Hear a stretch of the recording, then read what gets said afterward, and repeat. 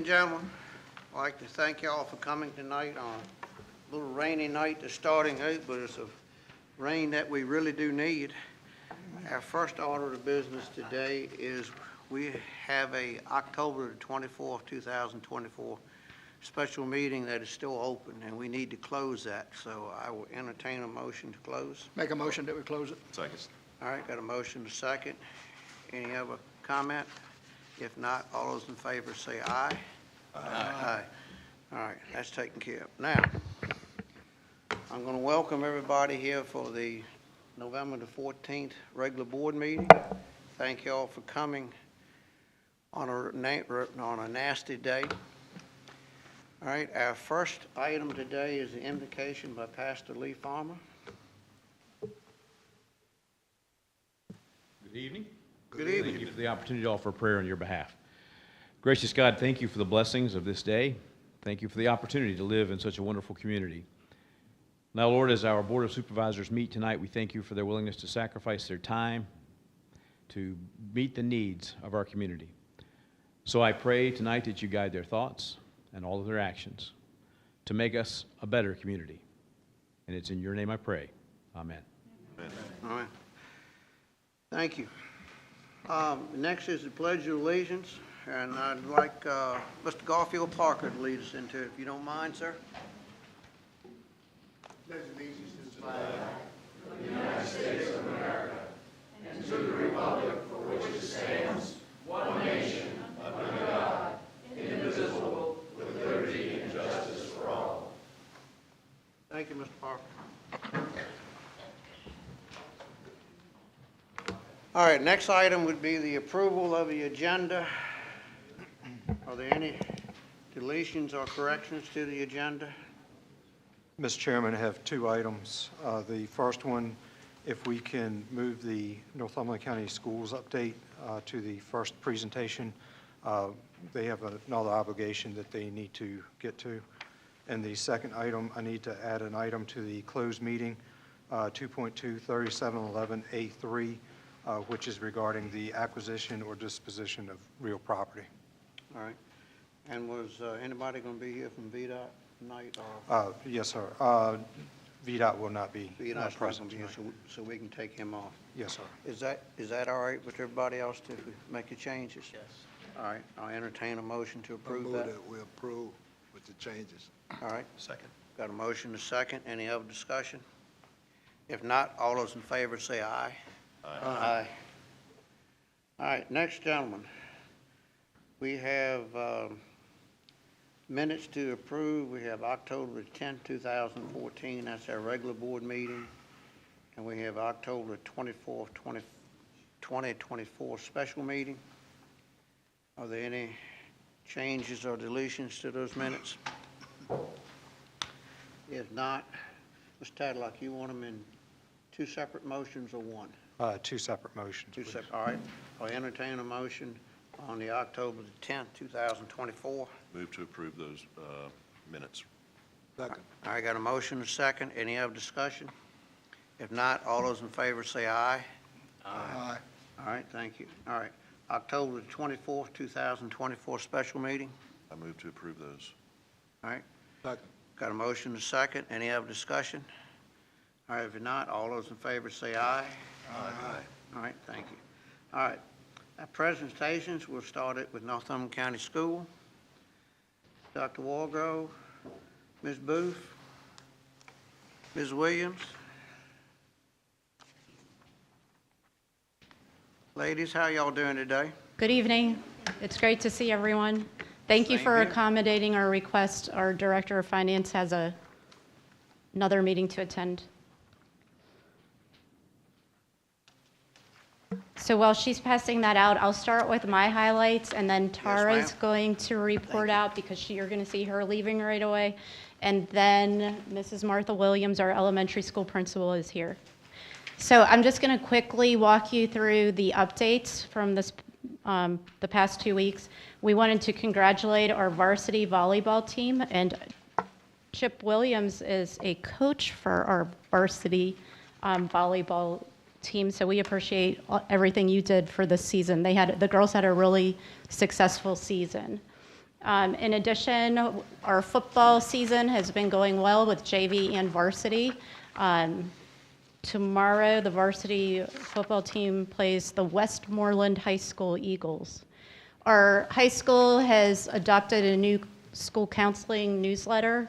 That's to keep all of our students, parents, families informed of scholarship opportunities, college and career readiness opportunities, as well as military opportunities. Our school board attended the Building Great Futures event for the Boys and Girls Club on Sunday. It was a very nice event. They are fundraising for a gymnasium to put on the Girls and Boys Club campus in Heathsville. We are hosting a boot camp for science, grade 8 science, and that pretty much wraps up the weekly highlights. Tomorrow, there will be a new edition of the weekly highlights coming out, so I'll try to remember to send that to Mr. Tadlock, and he can forward that to you. Next, I have Tara, who's eager to present to you, so she's not late. Good evening. Good evening. I would like to thank you for amending your agenda to accommodate my need to be in Lancaster at 6. I just gave each of you a copy of our expenditure report as of this morning. As you can see, overall, we're at about 30% that we have expended so far, and we're a third of the way through the year. So that's the number at the very bottom right corner. So I would say that we're right on track. The debt service category is over because there's only one invoice that goes to that. That's for our ISAEP program. That invoice was already due. It's to be paid in full, so that was already paid.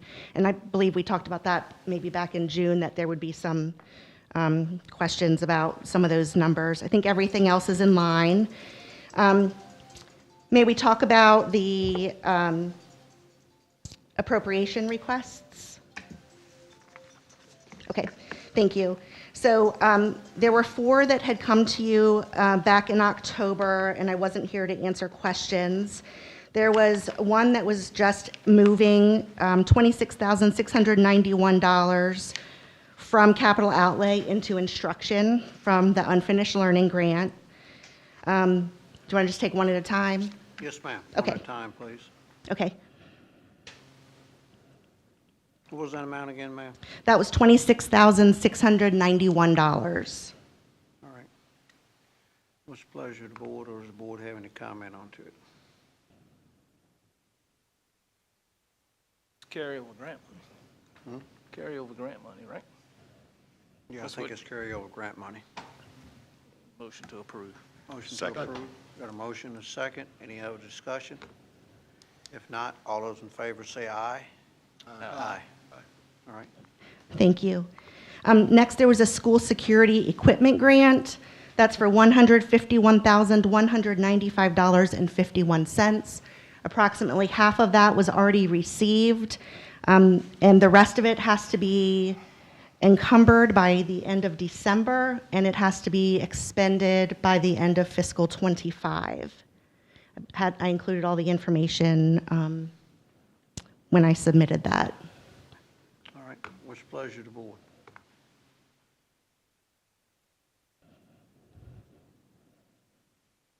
You're saying explain it again, please.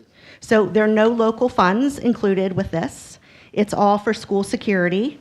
The funds are partially state and partially federally funded. About half of it we've already received, and the other half is on a reimbursement basis. And it has to be, we have to turn in a plan by the end of December, and it has to be expended by the end of fiscal '25, so June 30th. What was the amount again? The total was $151,195.51. Again, no local funds. I know you told us what that was for, but I can't. I didn't bring a copy of it with me, and Mrs. Ashton isn't here. Can you speak to that, Dr. Wargo? Sure. I believe it's for, we're upgrading our camera systems at the elementary, middle, and high. And the sheriff's office then will have access because it's going to be cloud-based. In addition, we are working with Centegix to install, it's a a panic button that everyone will have, all of our employees will have. You'll be able to alert your administrators if perhaps you have an immediate need that's not perhaps a safety concern, but it also has a feature that you can immediately go into lockdown in a situation of, a dangerous situation. So we're extremely excited about it. If you've been following school safety, it is cutting edge. That system is known to save lives in these tragic places where school shootings have happened. So we are in the process of implementation with that. It is a 5-month implementation. It sounds like a 5-month implementation timeline. So I just want to be clear that we're working on it, but it's not going to be up and running. I will let you know then when that project completes. All right. Which of those two different initiation buttons alerts the school resource officer? So, Mr. Fisher, I'll try to answer, and if I misunderstood you, ask me again.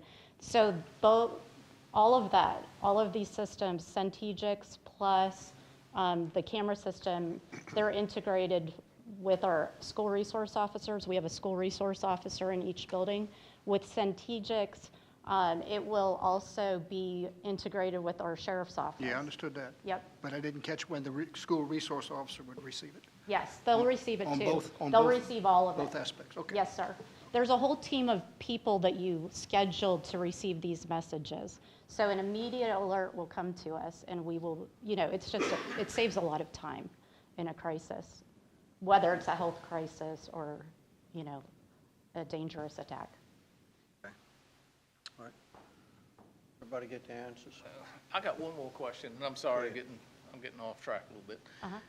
Do the teachers have any way, let's say if it's a lockdown, do the teachers have any way in the classroom to communicate back out to the office or to the school resource office? They have phones in their classrooms, and most people have cell phones as well. Okay.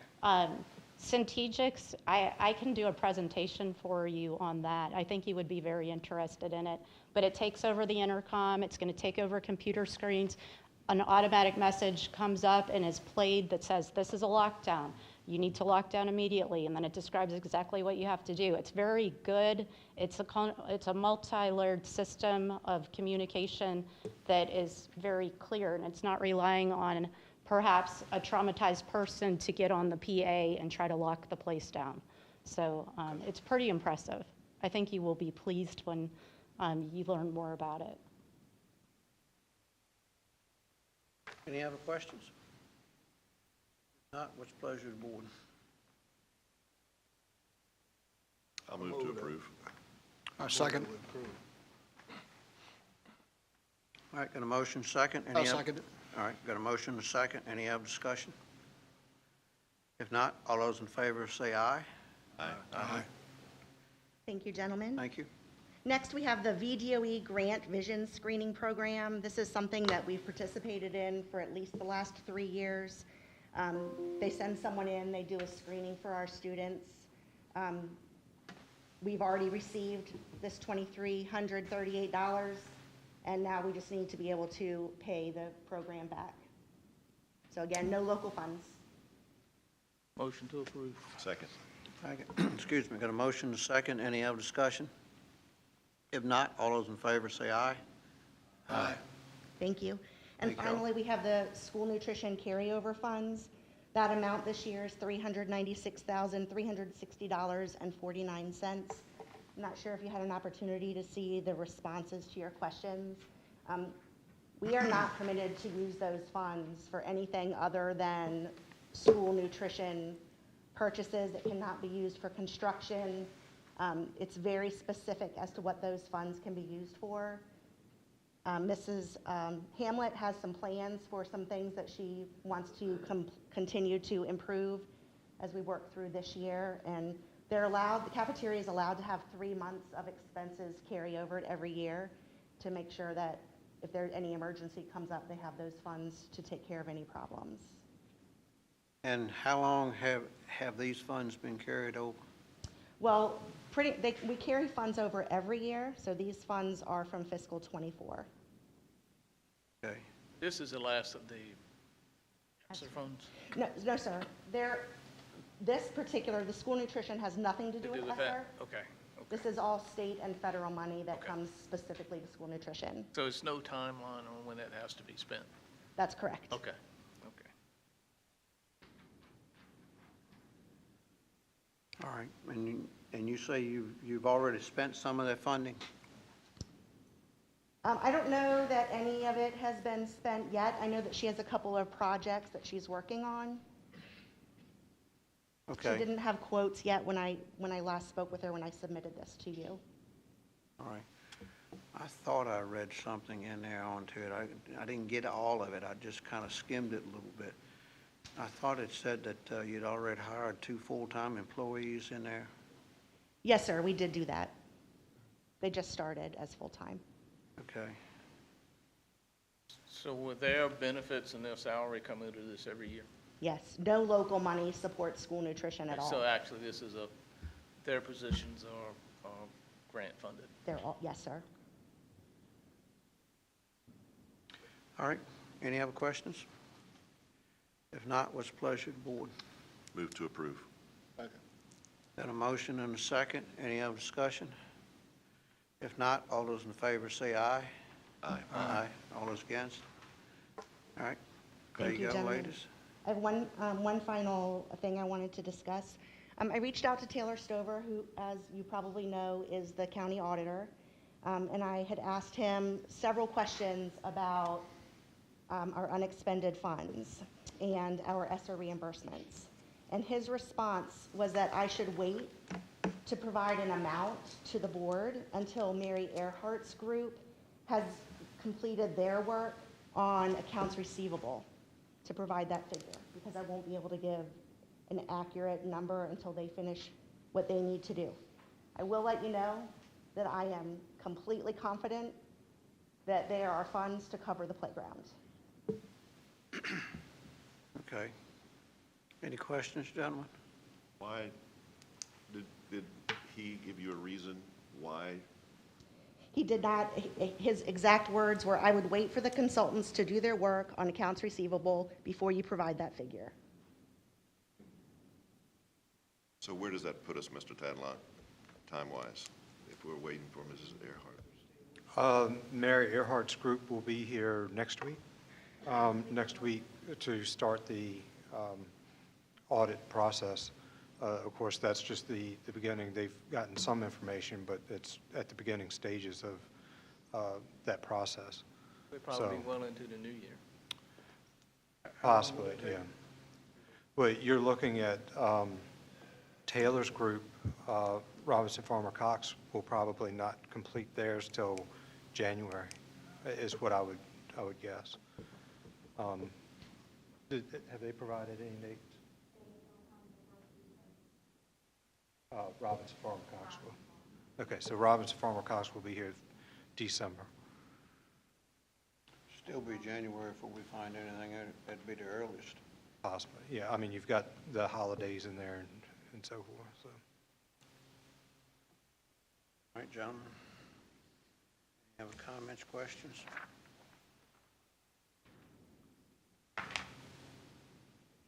Well, we could potentially base a decision later tonight on knowing that number. Why are you as confident as you appear to be that you would have enough there to cover the playground? Because our ESSER reimbursements were made throughout the summer, and that revenue is here, but it has not yet been accrued back to '24.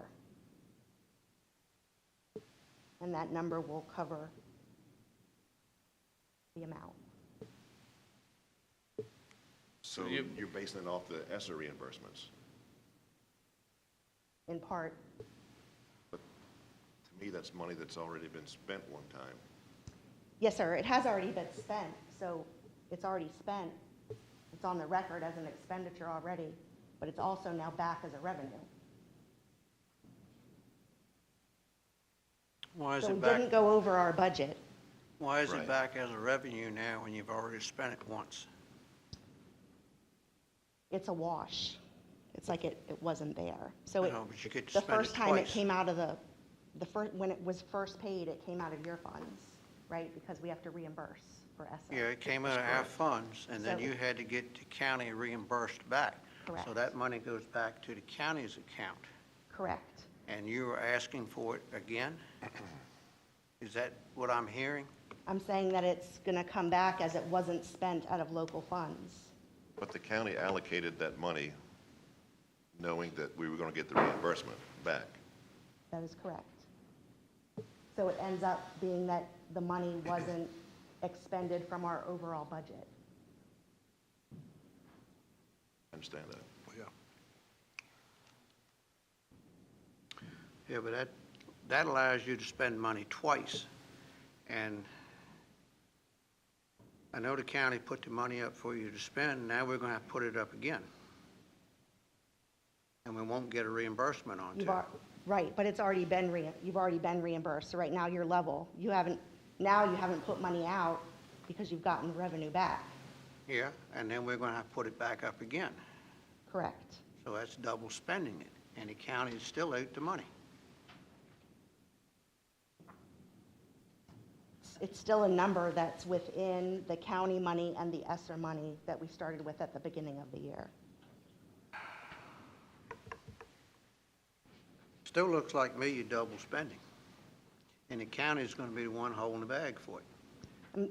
If you used it to pay for any capital improvement expense, the county would be paying for it. That is correct.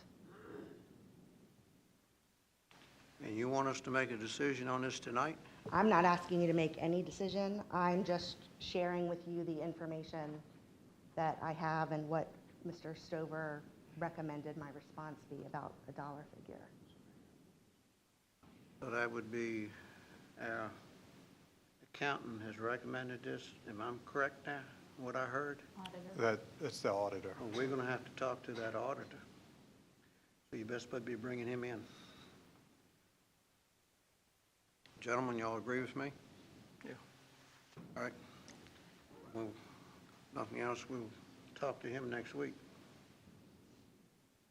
If that's all right with y'all. All right.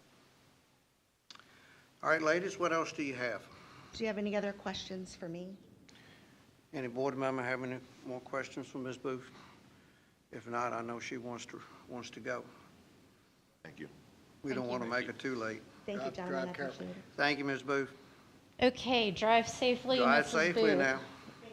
now. So thank you for your attention. We have one more short presentation. Mrs. Martha Williams, our elementary school principal, is here. Last week, I'll try to kick her presentation off. We had our operations and maintenance team. They had to remove 2 large pieces of playground equipment because they had cracked and they had become a safety issue. So that has been taken care of. I included for your review this evening a summary of that event, of the demolition of the playground equipment. And you have a summary from Jeff Brand, who's the Director of Operations and Maintenance, who details exactly what was done last week. With that said, Mrs. Williams is here again. Please come up, and she's going to share some information with you. Good evening, gentlemen. Hello. The demolition was per your request, so we made sure that was taken care of. We looked at the pieces that we thought could maybe last a little longer and the ones that absolutely could not be there anymore. And these posed a risk towards their children in a lot of different areas.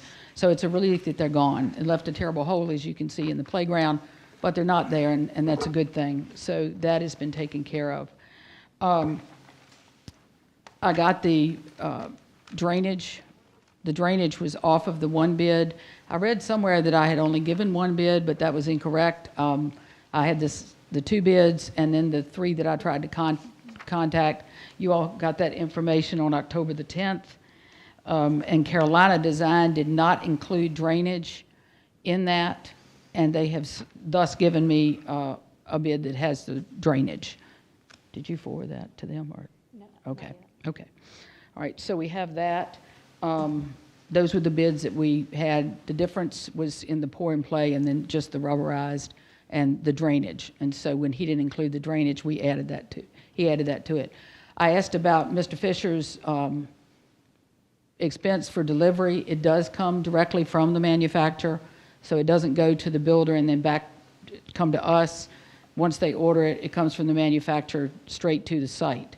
But that's the cost for moving those items. You had asked me which one did it come from, and it's the manufacturer. Yes, sir. I've also talked to the gentleman who gave the bid. They said that their cost would not be rising January 1st, but that manufacturers had already told them there would be a 20% increase on all playground equipment, all manufacturing of anything that was ordered starting January 1st, which makes those bids after December null and void. The playground specialist had an earlier date on that. He said he would hold that to December, but that he could not do it after with the increase that was coming. So I did want to let y'all know that we won't have those after that date, and that there would be an increase on it, which everything's got to increase. I've had some questions posed to me this week about a lot of different things, and one of them is one that you all have asked me numerous times about that grant that we had to use, and why the playground wasn't paid for through that monies. And I know that we've spoken before about the fact that there were some things that took precedence, which were the heat for the elementary school, the floor for the elementary school, the track for the high school. Those right there took a huge chunk of that grant, those 3 projects, I believe. One was 400 plus, one was 300 plus, and the boilers, I'm not sure, maybe one of you know, but it was up there to replace the boilers because one of them had already exploded. So 86,000 and change. Okay, thank you. I wasn't clear on that one. So the playground money wasn't there for that. Another thing had come up about, I believe, I had someone ask me this week about the music items that are down on the back part of the property. I'm not sure if you are aware of that. That was a walkout grant that I had applied for. It was a $30,000 walkabout grant. It was very specific on what could be done. Playground equipment was not on their list, and they would not approve that. So they did approve what we have there. I think some people thought that that was y'all's playground money and that we had spent it somewhere else, and that also was incorrect. Other than that, can I answer any more questions? Gentlemen, you have any questions for Ms. Williams? How did the playground go from 300,000 to 560? The same reason milk went from 1 something to 3 something. It's inflation. He had it at 3. Was it 50? Yeah, what company is this? What it was? I think that's Playground Specialist. Okay. Mm-hmm. And then he gave a new bid. And That was last year's bid? Okay, they're located in Maryland. I believe so. Mm-hmm. And then there was one of the companies, I think I told you, they set a meeting up for us. They didn't show up. We couldn't get them to call back. We couldn't get them to come on site. They weren't interested. So, and then we had a couple that were no calls. And then this Carolina Recreation has been working with me. I gave him kind of, this is what we're looking at.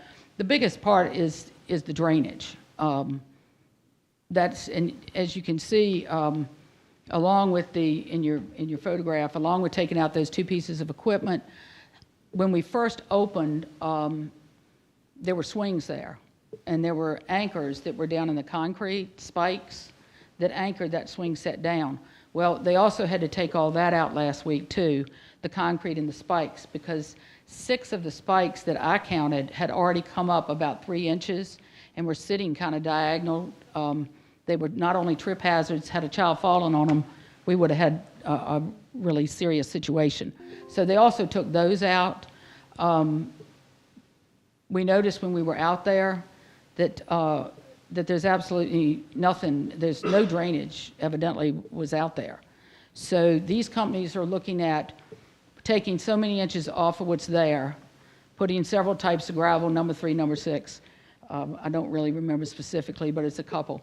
running drains down and having them flow out into that round area in front of the school that, like our overflow goes in, have we had drains on the blacktop further in, it gets stopped up, but that's a drain. So the biggest part is the labor of this project and the surface. And the surface, the biggest reason for that is the fact that in order to get the ADA equipment, which is also more expensive, that's the surface that they recommend. There is not an AstroTurf, but something similar that they also have. I so far cannot get anybody on the square footage to give me a price on that. The other thing is ADA equipment, and a lot of folks will look online and they'll see a piece of equipment and they're like, well, that piece of equipment is not that expensive. ADA approved equipment, you have to have access for handicapped children, which means you have to have ramps. They have to be able to get up there and move through the equipment. That makes a much larger space. It's a whole lot more material. Those are much more expensive. So in looking up equipment for a playground, because it has to be ADA for handicap, especially our population that's growing, that makes the equipment more expensive. And if it goes up 20% more, it's going to be even more so. Yes, sir. Is it safe to assume that you reached back out to, is it playground specialist for another bid after their first bid expired? We did. That was last year's bid, and we did reach out for him to give us an updated bid. And that's the one that I gave you in the spiral thing. That was the second bid. Okay. Yes, sir. The only thing on the bids that I gave you that's any different is Carolina Design added the drainage. For about 50. It was about 50. So if you added that to, he said until he came out on site, and he hasn't had time to come out on site because this is what I'm getting with playground folks. He hadn't had time, so he gave me an estimate and said, that he might schedule something first of the year. My response was, well, your bid's not any good then, so it's kind of obsolete. So then he gave me the figure. He said it would be, Okay. He did ask if we'd taken anything out. I told him per your direction we had. He said that might take a little bit off of it. I called playground specialist. He said if they didn't have to remove those two pieces, that might take a little off theirs. I don't know how much it would take off, so I didn't, and neither would they answer me. They just said a little bit. So I'm trying to whittle it down, gentlemen, and it just won't whittle. But I'm trying. Anything else? How do you inform your parents of what's going on? Do you have a PTA at the elementary? We do. The equipment that we actually have at the other end, because we didn't put anything down at the end that had the issues, especially since usually around Thanksgiving, the children don't see it again until spring because it's so wet. We put 2 Gaga pits that the kids play in. These are, for anybody who doesn't know, these are large pits that have a rubberized bottom, and they're anchored into the asphalt, and the kids can play ball inside of them. They can play dodgeball. They can, duck, goo. They can play in these 3. I also have a church in Weems has donated for me an ADA piece of equipment that all children can get on, provided that I get that purchased and in rather quickly. They picked the piece of equipment. It's a round disc that's flush to the ground. We've determined that the best place that's flush right now is that other end. And handicapped children can roll up on it, and gen ed students, everybody can get on it, and it will turn. It's got a seat. They've looked at it. I've looked at it for safety. And they donated that and the installation to the tune of $20,000. We certainly do thank them for that. But PFO, basketball goals, basketballs, soccer goals are in the back field. Those have been put in by our maintenance people year before last. And so the kids will go out there when the weather permits in the back of the school and play soccer. So our PFO has been supporting us, but this is a large ask, and they can't raise that kind of money and do the things that they do. I mean, we're very appreciative of our PFO. That's actually how we got our playground, was the PFO. If I remember correctly, Fairfields didn't quite have as much money as Callio, but they put Callio and Fairfields together when the schools consolidated, and the PFO actually purchased everything on that playground. It was their money. So they are actually the ones who put the original playground in place. Gentlemen, any questions? All right, out of that grant money, how much money do you have left over right now? That I do not know. We have spent all of the ESSER monies on the construction projects that we shared with you. I believe it was late spring of last year, and it has all been reimbursed as well. So the ESSER money is no longer available. So you don't have any money left now? No, sir. All right. It had to be spent, obviously, by, I believe it was September 30th, but you were able to reimburse through until a date in November. We're fully reimbursed. We're very proud of that. So, All right, now what has your school board done about this project? we've been doing presentations to the school board. It is on their CIP request, and they are, I believe they are prioritizing that as the #1 ask with support from the county. So the school board has put it on the CIP request list. Yes, we just had a work session today, so that was the direction they gave me. All right, well, we'll deal with that in the CIP. Okay. I will say right now we have a serious safety issue at the elementary school regarding the playground, and I appreciate any support that you can give to us. We obviously don't have that money in our current budget, so we would need support from the supervisors in order to be able to move forward. We're out of compliance in many different ways. I compare the playground to a heat pump. You know, you can take great care of your heat pump, but if you're lucky enough to have it 25 years, it's time to replace it. Our playground, it's not that it wasn't taken care of. It's cracking up due to age, and it's just not a great place for kids. It's just a terrible place, and our students deserve a playground. I don't think there's anybody on this board or the school board that thinks that the kids do not deserve a playground. The struggle that I'm having is how we have gotten to this point today. The timeline up. Yeah, can we put that up? Can you walk us through that, Mr. Tadlock?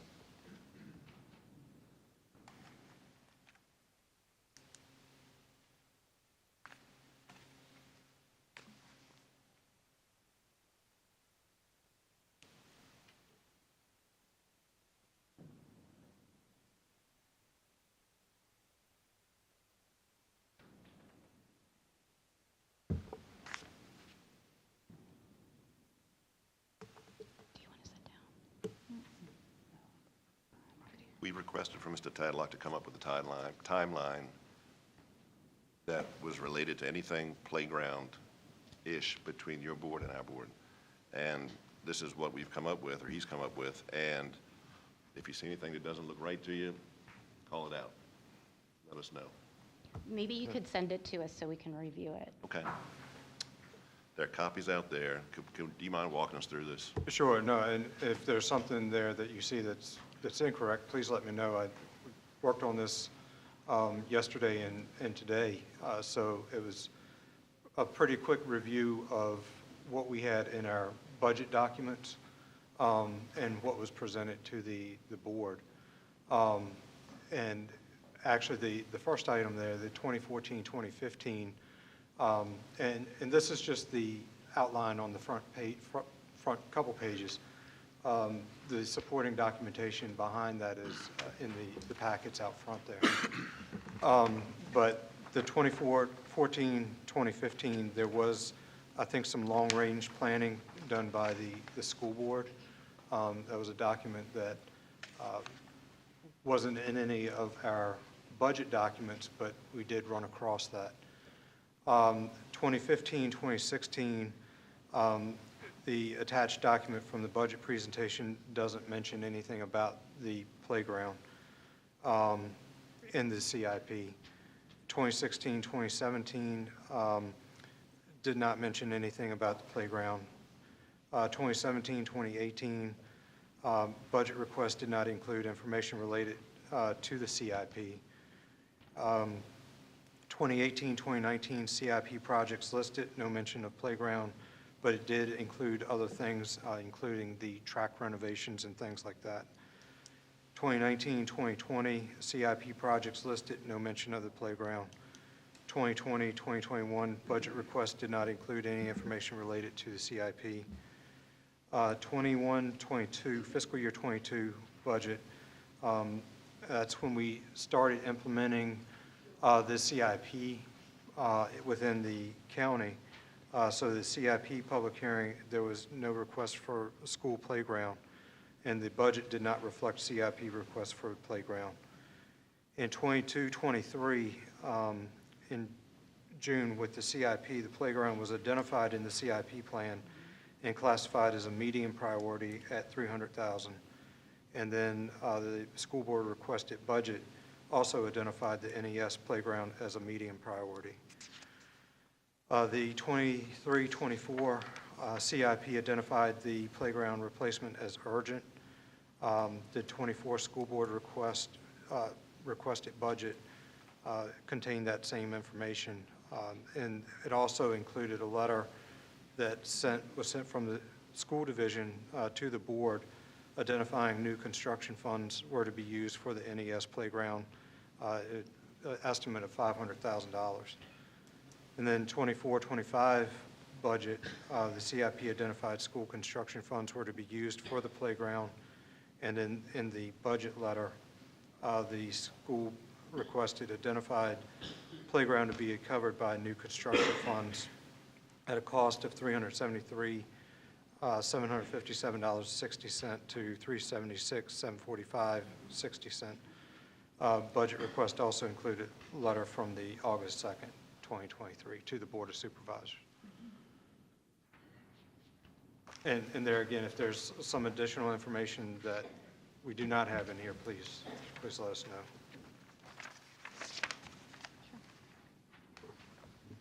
All right, gentlemen. One question I have is why wasn't the money spent back in the 23-24 budget when it was supposed to be spent? So the school board identified, when they had the new construction funds, you have letters on this that I can resend this to you. They had prioritized many CIP projects that were in need of renovation. Example, the middle school, high school walkway, we replaced that because we had the VOSH concern. At the elementary school, you will recall we did the complete floor replacement. We did the track resurfacing. The board tackled a lot of this. I recall in May of last year, because the playground was so expensive at $500,000, when you had all those other projects that were a priority, there wasn't enough money left over to cover the playground. I had suggested, and this was not a good suggestion, I said, well, maybe we can, work at the playground a little bit at a time to try to approach it that way. However, when you consult with these playground contractors, they said it's very important, it's imperative that you do the whole integration of the system at the same time. So it's not something you can just do piece by piece. Piecemeal? Yes. Because of the surface. So it was a priority of the school board. However, there wasn't enough money to cover all of it. So they prioritized the flooring, which was terrible at the elementary school. That was a great, use of those new construction funds.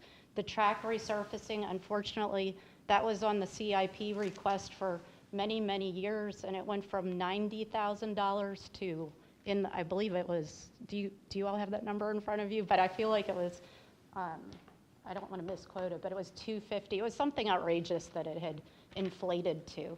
So, but that project is complete. So our board has tackled many CIP projects that were necessary. They just did not have the $500,000 to put toward the playground after they had done that. Mrs. Williams was in that meeting, and she was very, I don't want to speak for you, but I know you were very disappointed that it couldn't be on that list because the board prioritized the other projects. It's as simple as that. Nobody was trying not to get a playground. I will say you didn't see the playground early on in what Mr. Tadlock summarized because we were trying to make it work. We were trying to, you know, it was coming to end of life. I would suspect back in 2000, I can't even say that. If it wasn't on the CIP request list, at that point we were making it work. We're not trying to be fiscally irresponsible. We just are in desperate need of a playground replacement for a very old playground. Well, we're being, Their handicap population is double. we're being hit with, it's a child safety issue. None of those projects that you funded with those construction funds should have took priority over top of this playground if it's a child safety issue. That playground should have been number one. Then this board would have worked toward getting the other projects taken care of. And that is my heartburn with this. I truly believe these kids need a playground. But it should have been bought and paid for. That roof ladder going to the top of that school could have waited. I know they wanted a track where they could have a state meets. That could have waited. All the other stuff could have waited. The children should have been put first. And that's the first thing we hear from y'all when you come up here. You got to think about the kids. You got to think about the kids. Well, you know what? You should have thought about the kids. Because the playground should have been first. Mr. Brand, with all due respect, the Vosh concern with the middle high school walkway, that was a safety concern for students and employees. With all due respect, the track resurfacing, the children were falling because that rubberized track was peeling up. I recognize and I respect what you just said, but we do put children first, and I do appreciate your support as the supervisor. So I'm not trying to, we want to work with you to try to create a resolution with And we're this. getting hit with $560,000 for a playground. We have a well that needs to be replaced, that if it's not replaced, it's $400 and some thousand. DEQ is going to shut the school down. Yes, we have the well replacement on the CIP request too, and I have been working with Mr. Tadlock as well as So Mr. it's a Booth. lot of big projects, and, you know, some And of we this have money mold should have at the been school used board different. office. We have black mold on the ceiling of the school board office. That's a safety issue. We have problems. Well, you're not responsible for that. This board is taking care of that. Thank you for that. Yeah, we're taking care of that. I appreciate that because, So we're not dragging our feet on it or anything. We're in a big hurry to take care of it for you. thank you. We appreciate that. Now, one thing that aggravates me are the comments that are posted on Facebook by your board members. I'm not aware of what they've posted. Ms. Obier is a board member. She says that, yes, the schools are on categories. Yes, that is true. But that comes from your past experience, of our past experience with your budgets. She also states in here that you are told exactly how to spend your money. That is not so. We give you your allotment of money, and you spend it according to how your board wants to spend it. So it's a lot of false information out here. And the public needs to know that we do not control the money after you get it. And this is what I've heard for years, that the Board of Supervisors controls the teacher's salary and all. That is not so. We appropriate money according to what you would like to have. It's a lot of bad information going It's to just the a lot of parents. and bad the teachers. information out here. And it comes back that you're always trying to make this board look like the bad guy. I am not trying to make you look like the No, bad guy. I didn't say you were. But it looks bad on us. Why don't you take the blame yourself? You know, stand up and be responsible. If you made a mistake, own up to it.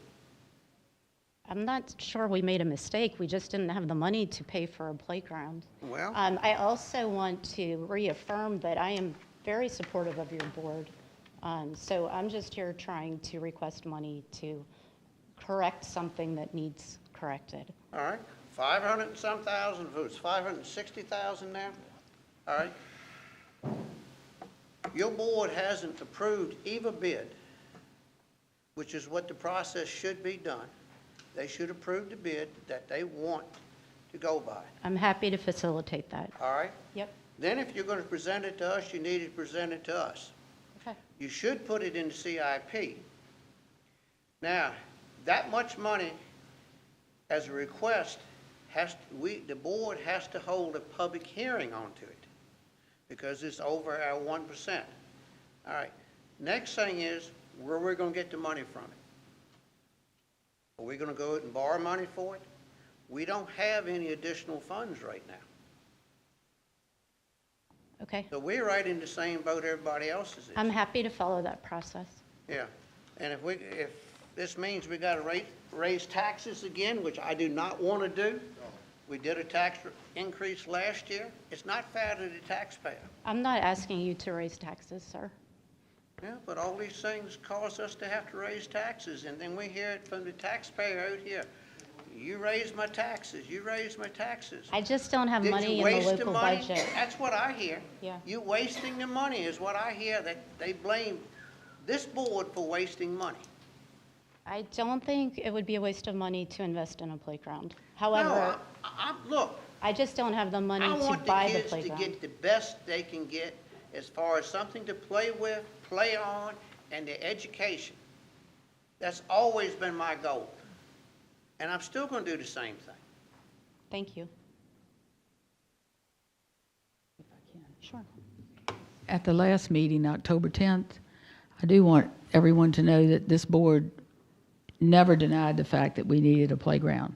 Each and every one of you said that you recognize that we need a playground, and I appreciate that you supported that.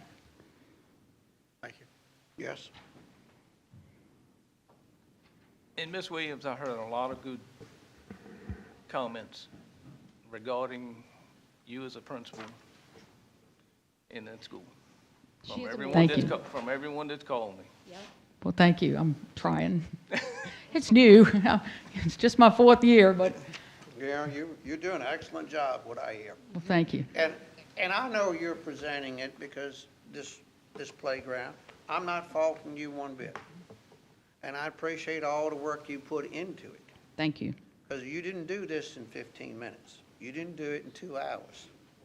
You put days into this. I do appreciate all the hard work and effort that you put into it. So don't get me wrong on that.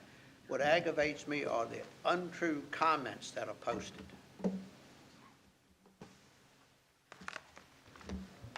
All right, any other comments from the board?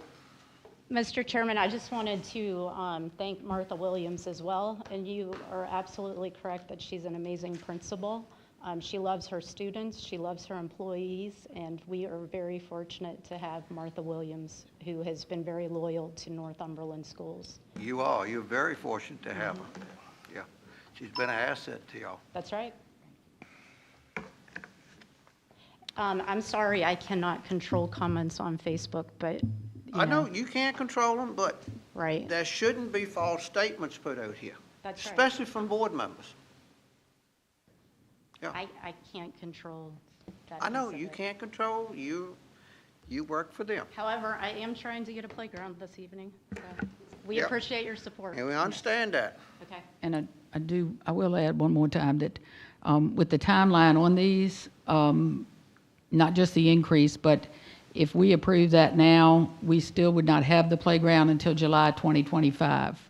Because between the labor and the manufacturing, that's the timeline to get it done if we had approved it today. They wouldn't have it until July.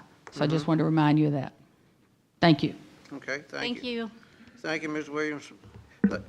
Thank you, Dr. Wargo. All right. And next is a update from the Economic Development Commission. Mr. Bullitt, how you do, sir? Good. How are you doing, sir? Good to see you, sir. Thank you, Mr. Chairman, Mr. Vice, members. On Saturday, November 2nd, we conducted a career expo at Northumberland High School. And today, I'm going to give you some information on that. If you go to the next slide, please.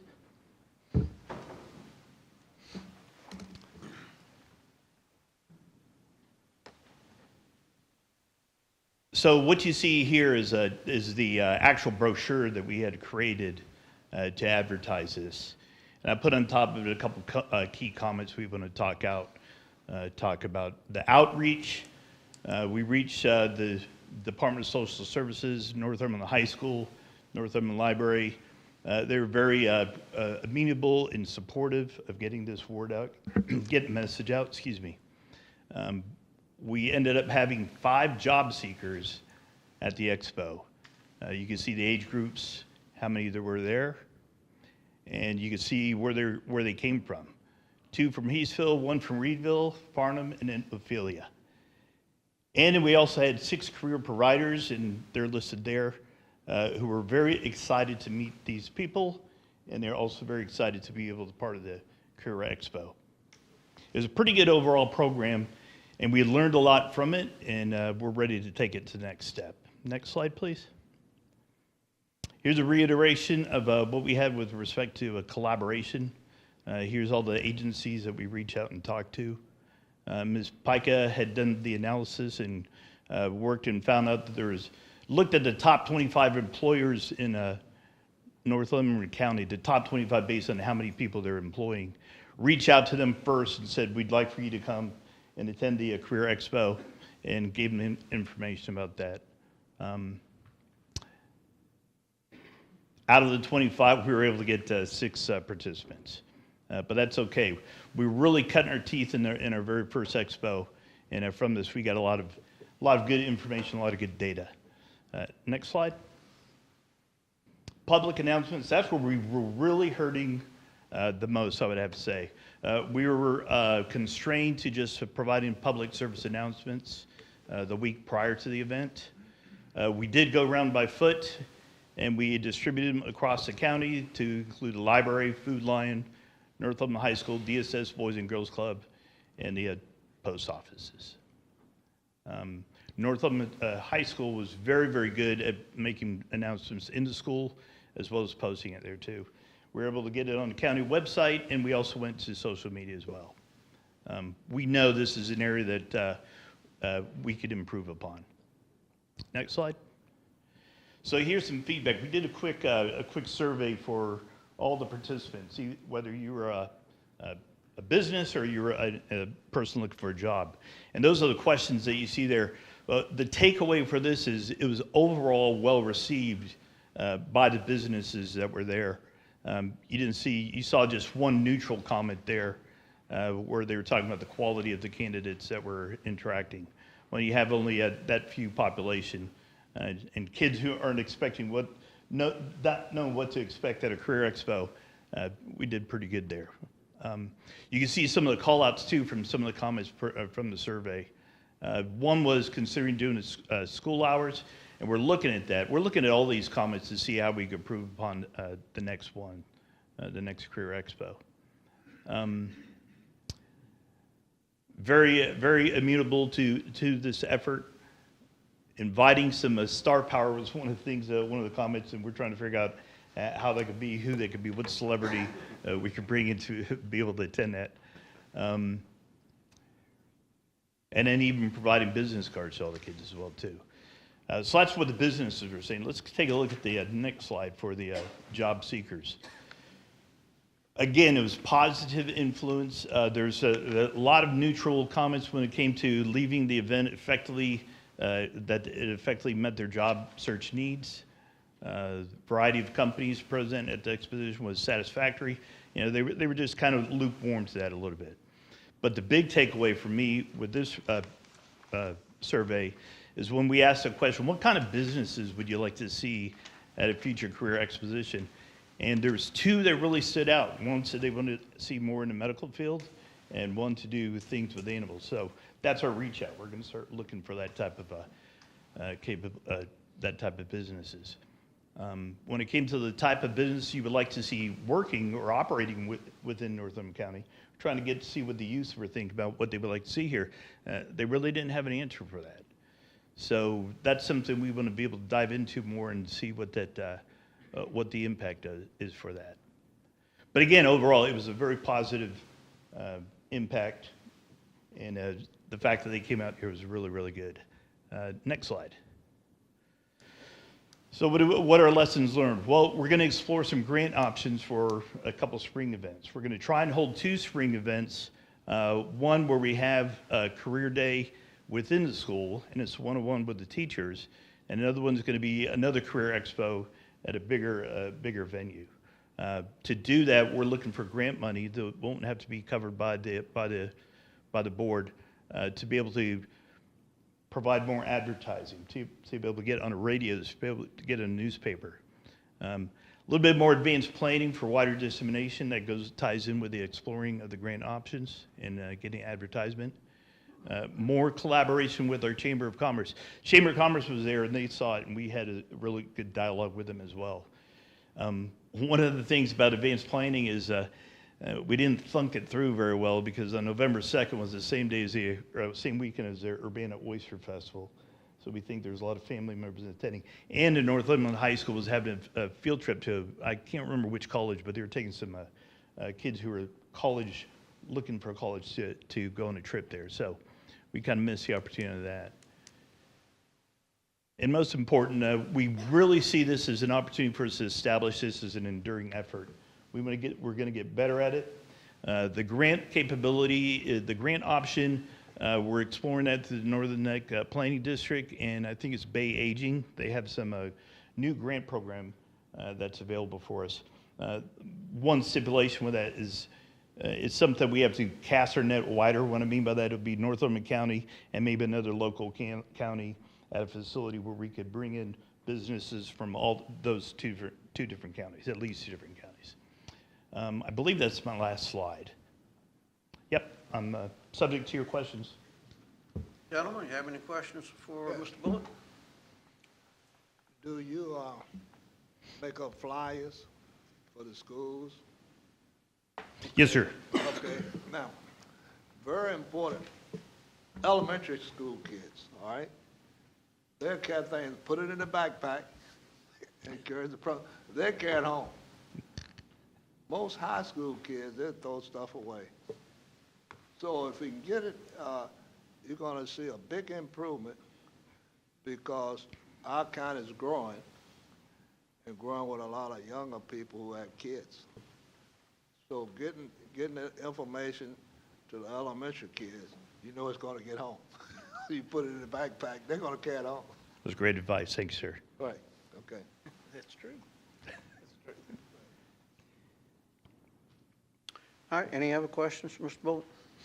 Was this the first job fair that was, It's the first that I'm aware of. It's the first that I know that I've been the executive director that we've ever done this. So we're pretty happy about it, pretty excited for the results. well, you know, I applaud everyone that was involved in putting this together to make the effort to make it happen.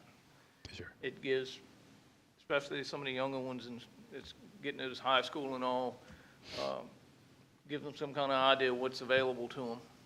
And, you know, that's a plus. And also for the ones that are seeking jobs, like you said, they come and see what's available in the county. So thank you for doing that. Sure thing. Yeah, Mr. Brown, I agree with you. I think Mr. Bullock and his staff, all the other help he had, they did an excellent job on this. It's a good team And effort. as always, you learn by what mistakes you make so you can improve on the next time, and we always They won't make happen again. mistakes. Yeah, so I think you did a wonderful job on it. What was the age group? We had 4 of them that were under 18 and one who was between 18 and 24. Little anecdote, the gentleman who was from 1824, he's the one who came from Ophelia, and he was just finishing his waterman's job, his last day, and he was like, I need to come here to look for a job. I need a winter job. So he was definitely motivated. A focus point also, when you do the next one, is see if you can identify part-time jobs or summer jobs for the high school students. Maybe add that in as well, because it's been a lot of kids looking for summer jobs, and it would be nice to already have a list of people or someone that they could talk to that may hire them for the summer months or part-time. Thanks, sir. We'll do that. Then you got to turn around and find the kids that want to work. One step at a time. Not just kids, it's adults too. Need some motivation. All right, y'all have any more questions for Mr. Bullock? No. If not, Mr. Bullard, I thank you very much for your presentation. Great job. Thank you, John. Appreciate it. Very good job, sir. All right, next would be the county administrator's report. Mr. Tadlock, I'll turn it over to you. Yes, sir. First item I have is for the month of October, we had 8 new structures. Total construction cost for the month was $5.9 million. Total construction cost year-to-date, $57.5 million, which is approximately $6.5 million above this time last year.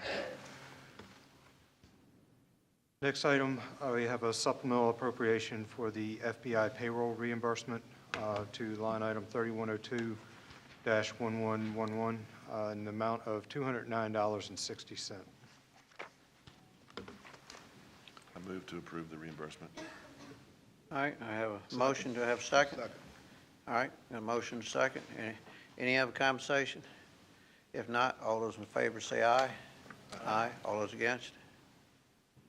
Next, Mr. Tadlock. Next is regarding the Sheriff's Office guns purchased, transfer of gun permit funds with a supplemental appropriation to 3102-5409 in the amount of $428.50.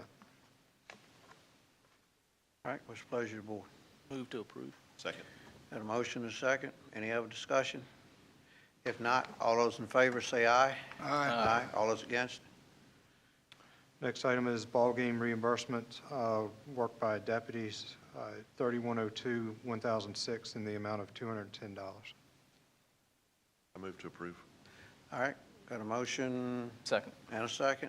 Any other discussion? If not, all those in favor say aye. Aye. All those against? All right, Mr. Tadlock. Next item is regarding the opioid monies that we've received in the amount of $2,779.74, and the interest on that in the amount of $34.09 to line item 5102-3200. Total is $2,813.83. Move to approve. Second.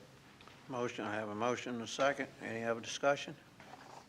If not, all those in favor say aye. Aye. All those against? Next item is for the spay and neuter distribution funds to line item 3501-5802 in the amount of $57. Motion to approve. Second. I've got a motion and a second. Any other discussion? If not, all those in favor say aye. Aye. Aye. All those against? All right. All right, next item I have is regarding the Navy Tower in Surprise Hill.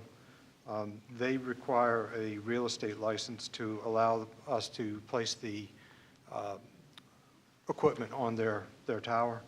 There's an administrative fee associated with that review process, and it's $5,000.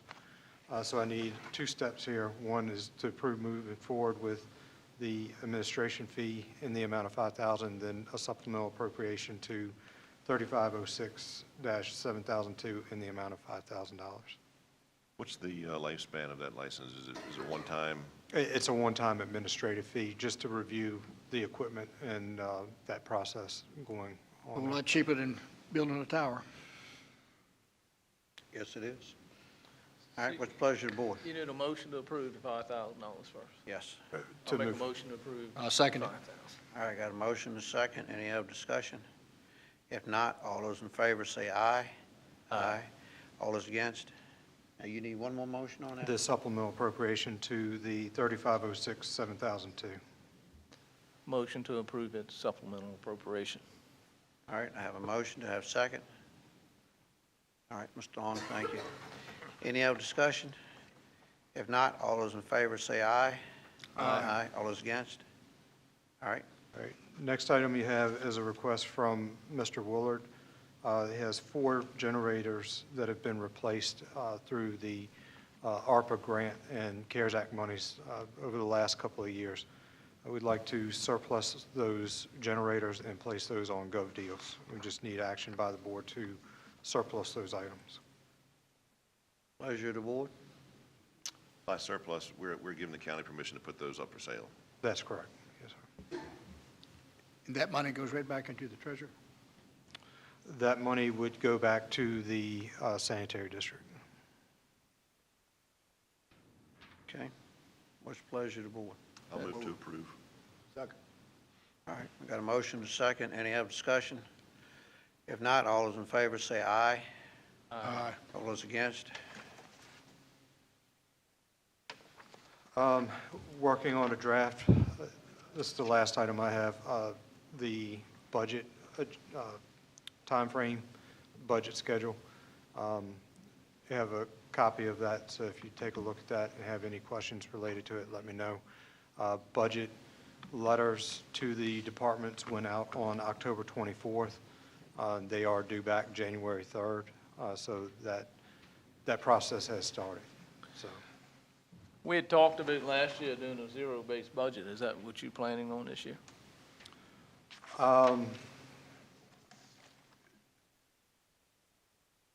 it was some discussions, but it was never really spoken about. I know it was spoken, I guess, on the school side. But I think the board never really took specific action regarding that, but I can get some information for you all regarding zero-based budgeting. All right, would you do that as quickly as possible? That's all I had, Mr. Chairman. All right. All right, let's see. You went through them in a hurry tonight. Yeah. All right, any committee reports? No committee reports, all right. The next item would be approval of check register. Hope everybody, oh, I'm sorry, Mr. Long. After the check rest, let's take a break. Check register? Check rest. Take a break after the check that. register. Yeah, we'll take a break. I move that we approve the check rest. All right. No changes, anything to No it? All right. changes. Do I have a second? One second. All right, I got a motion second. Any other discussion? If not, all those in favor say aye. Aye. All right, board comments. You got time for that? Okay. All right, board comments. I don't have anything. Mr. Williams? Mr. Long? Yes, Mr. Tadlock, I know we have these new structures that you said it was built this past month. What part of the county that we had there? Off the building permit report, they're throughout the county. I can get more information from building and zoning for you. Okay. Have we finalized the EVB bank with the school board?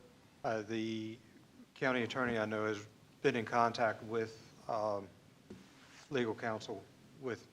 We have been in touch with legal counsel to the school board the whole time to see about the status, I believe.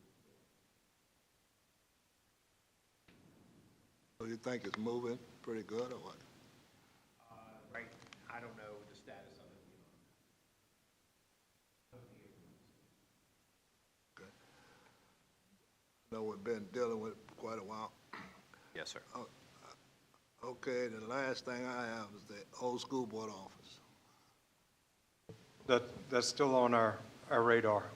The board needs to have further discussions on We properties. sure do. That's been on there a long time. Yes, sir. Okay, and the last thing, I know we have several acres of land in the county that we own. You know, I think we need to do something with that. And my suggestion is to put tennis courts on each end of the county. We can do that. Good basketball court. Get these kids and just something to look forward to come out and get a little recreation. To use some of this land that we have. I know we're supposed to get a good update on how much we do have. Do we have that information yet? Yes, sir. The planning commission did a review of those properties. We had started going through that listing, and we just need to get another meeting together with the board to complete that review. Sounds good. Soon, okay. That's all I have. I'll be quick, Mr. Long. Mr. Bryan? We had the Boo Bash, and I based the attendance on how many hot dogs we cooked. So we cooked and gave out 300 hot dogs that night. So I think it was more people there than just 300, but it was well done, Morgan. Thank you. And to all that helped. Way to go, Morgan. Yep. The old classrooms behind that school board office, we need to look at getting them things out of there because that is a fire waiting to happen. They're in bad shape. It's too much, too easy access for people to go in and out of those things. I know they boarded up, but I looked at them the other day and they need to get from behind that building. Any update on the county land, owned by the 3 counties as far as the hunting? Did you hear back from Lancaster? I have not heard back from Lancaster. I did hear back from Richmond County, and I was going to discuss some items with the board in closed meeting. Okay. And how about the right-of-way? Anything on that? 'Cause this is, I would prefer to discuss that with you in closed session. okay. And the last thing, that's it. All right, Mr. Fisher? I met with Mr. Tadlock down at the dump site on Route 200, and we discussed the lighting situation. We're working on that now. Hope to get something revised in that. Also, in reviewing the contract between the disposal company, it's already written in the contract that the person who is working there will, part of his duties, not limited to, but part of his duties is to help the citizens whenever needed with removing trash or debris from their vehicles and putting it in the dumpsters. Kind of hard for a person to do that when he's sitting inside the shed. And that's where they're at most of the time. I don't need any help with my trash, but I see ladies pull up there and open up their trunks and try to get stuff out and fall in. And that's part of their job duties in the contract.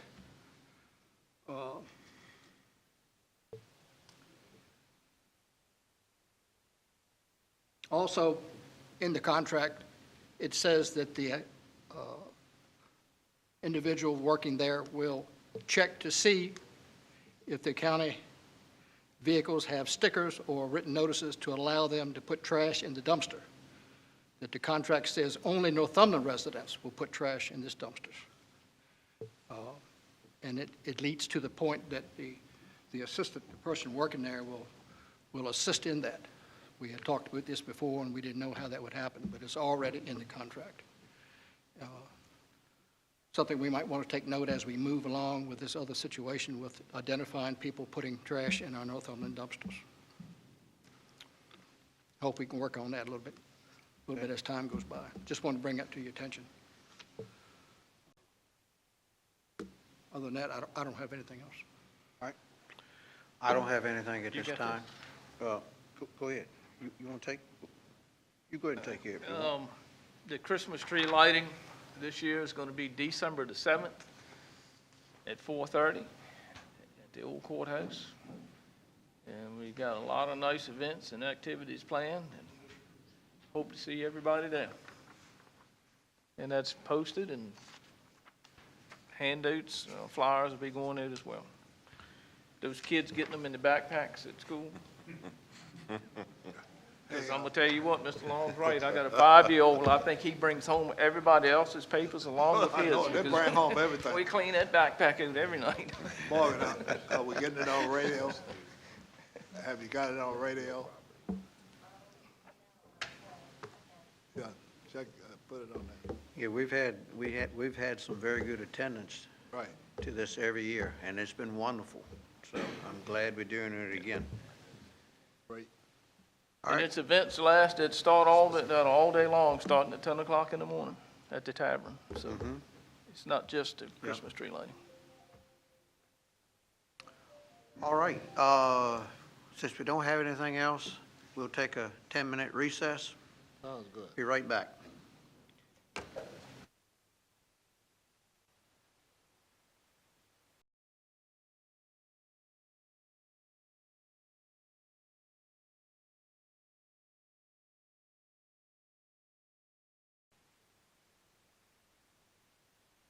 Call this meeting back to order. Our next item on our agenda is the public comment period. Only have one person to speak, and that's Lynn Stewart.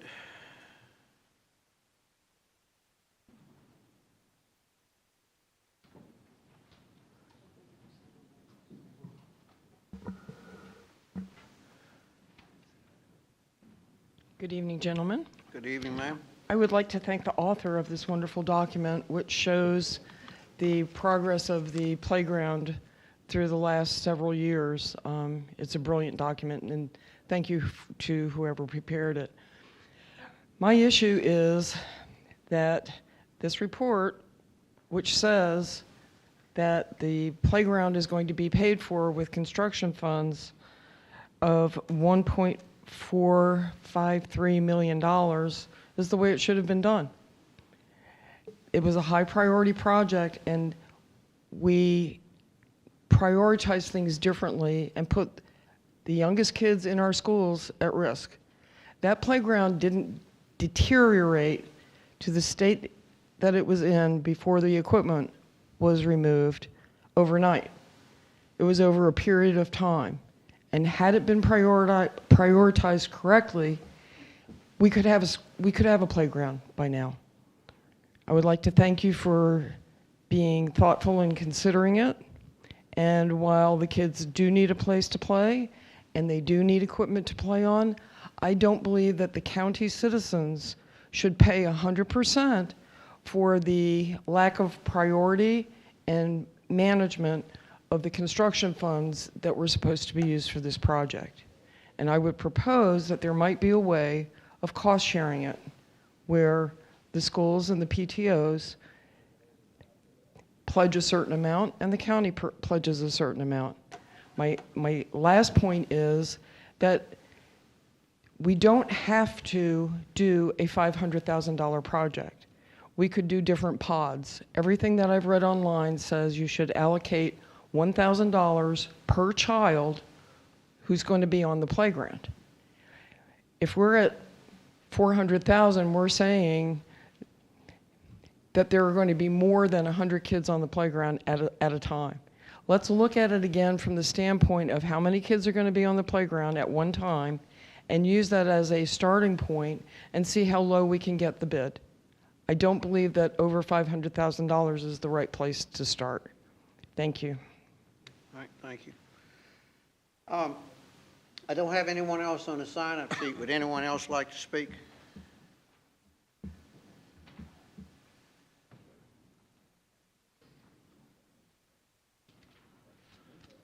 First, it's raining out.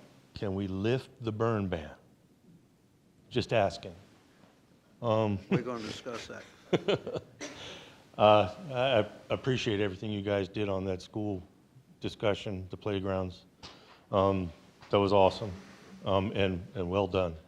But a point that frustrates me, and perhaps it would be better if the school board member actually came here, but they have documented processes for acquisition. It doesn't appear that they're following any of them. We have a school employee coming here to present, asking for money that hasn't even been motioned at the school board or authorized. That's outside of their own processes. And in fact, the process that you identified earlier is very mirror-like when it comes to looking at their processes. As a tax-paying citizen, I gotta insist that processes be followed. And it's true. Nobody wants the kids to not have a playground. Everybody's gotta have that. But process has to be followed, otherwise we get sloppy. Mistakes happen, apparently often. That's really all I have to say, and I'm looking forward to getting that burn ban lifted. All right. Anyone else like to speak? Would anyone else like to speak in the public comment period? All right, would anyone in the virtual world tonight like to speak in the public comment period?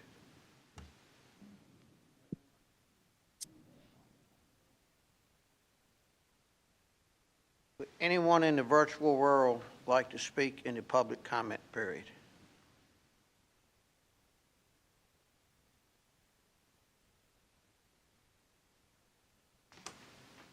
anyone in the virtual world like to speak in the public comment period? I cannot understand you. Hello?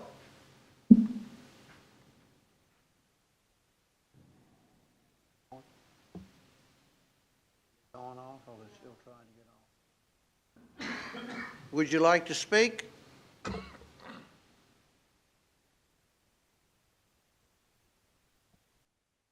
Morgan, am I on? Yes, you on. Hi, Mr. Haney. This is Dana Obier, school board member.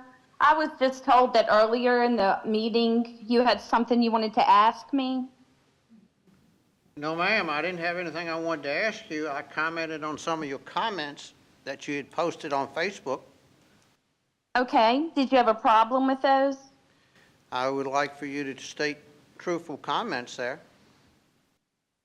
The comment was, and I can read that to the public, that pictures of our playground should pull at the heartstrings of all parents. The last equipment and fence was bought by the NESPFO over 20 years ago. It's time for the county to do the right action and provide a safe outdoor environment for all of our children. Please come this Thursday or reach out to your Board of Supervisors member.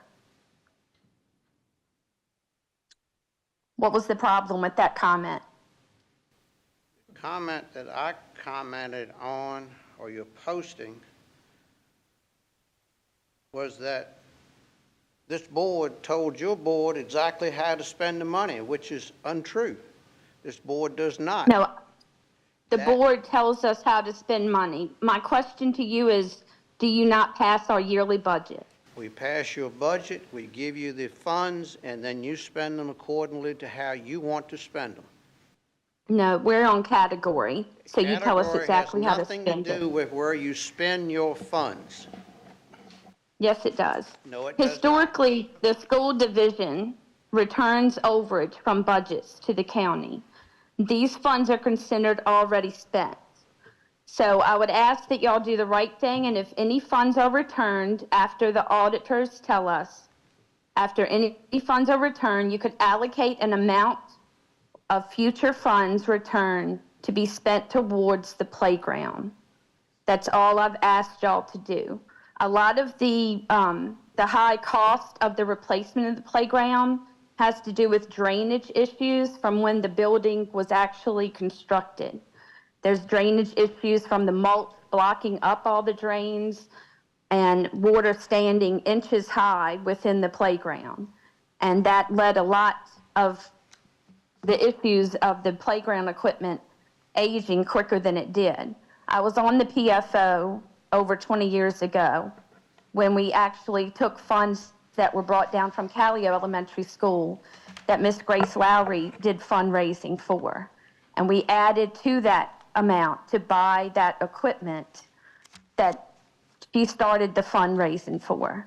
We actually raised money to put the fence around it because back then there was not the ball fields, it was actually a cornfield. And there were corn stalks out on the playground, so we knew kids were going out in the field and getting them, so it was a safety issue. And the PFO paid for that fence to go around it. So, you know, in the past, the parents have paid for the playground. If that's what we want y'all to spend our tax money on as parents, that's what you spend it on. Either way, parents are buying that playground. So it's to the point now where it's an urgency, and I understand everything y'all are saying, but we just all need to work together and do the right thing. It doesn't do any good getting in public, putting up a slideshow or whatever you put up, I was not on, and sling mud back and forth between the boards. You're not getting anywhere. You're not setting good examples for our children. Let's just do the right thing, get this playground up as quick as possible, and not deal with all this other mess. All right, anything Is that too much? Is that too much to ask? All we can do is go by the procedure of how things are being done. I don't even understand what that statement means, but I take that as a no. That's not what I said. All right, I guess we shouldn't take you. all right, Ms. Aubert, thank you for your comments.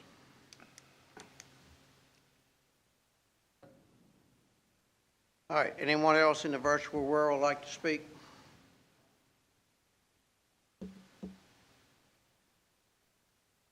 Anyone else?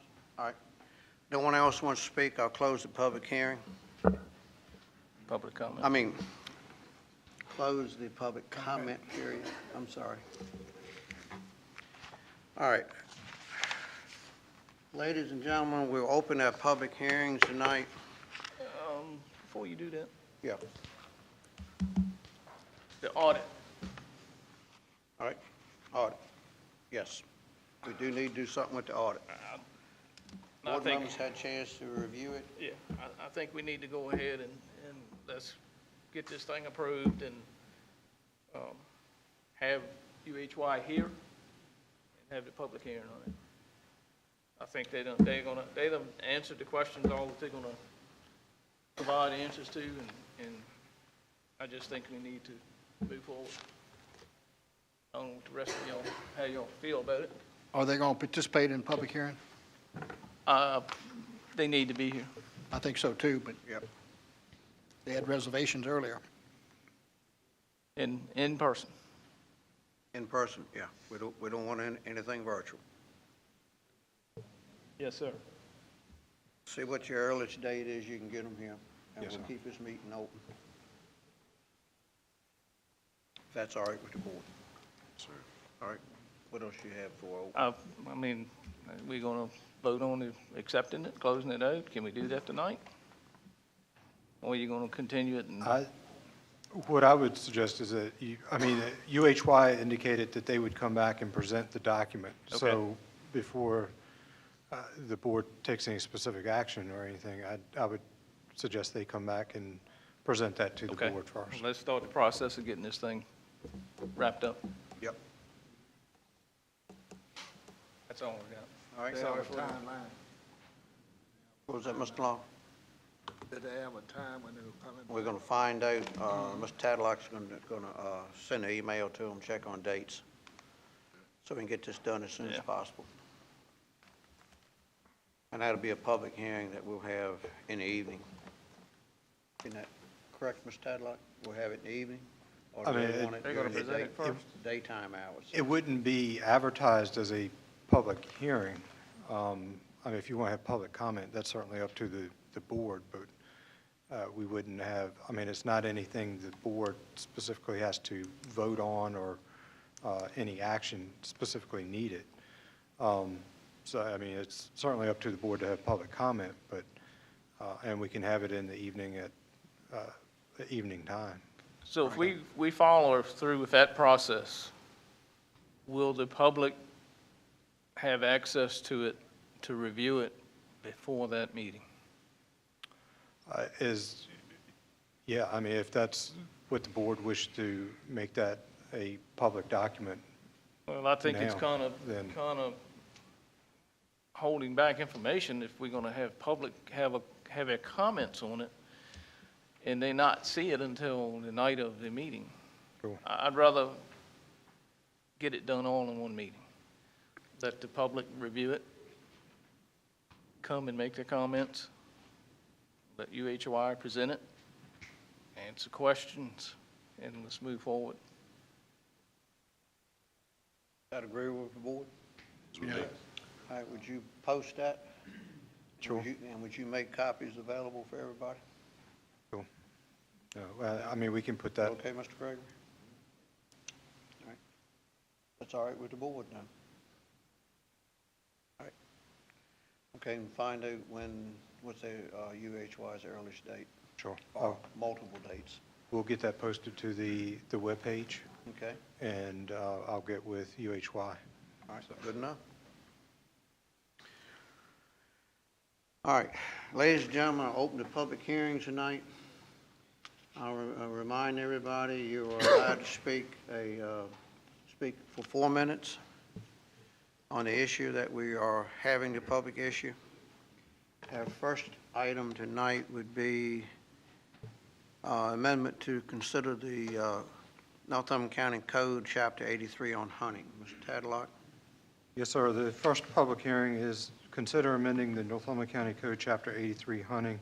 The proposed amendment would permit the hunting of deer with a rifle of a caliber larger than a .23 from an elevated platform at least 8 feet above ground level in Northumberland County, as permitted by the Code of Virginia, 29.1-528. The amendment would also require written permission from the landowner to hunt with a rifle or pistol on private land. All right. Anything else we need to do before the public hearing? Yes, sir. All right.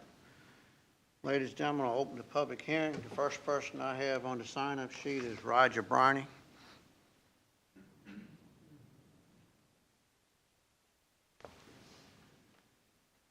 Good evening. Good evening. Some of you may know me, some of you may not, but with 30 years of experience in law enforcement, and about half of it here in the Northern Neck, but I was also a hunter safety instructor for the state of Virginia for over 23 years, and I was also a senior instructor. This proposal, I believe, is a good idea.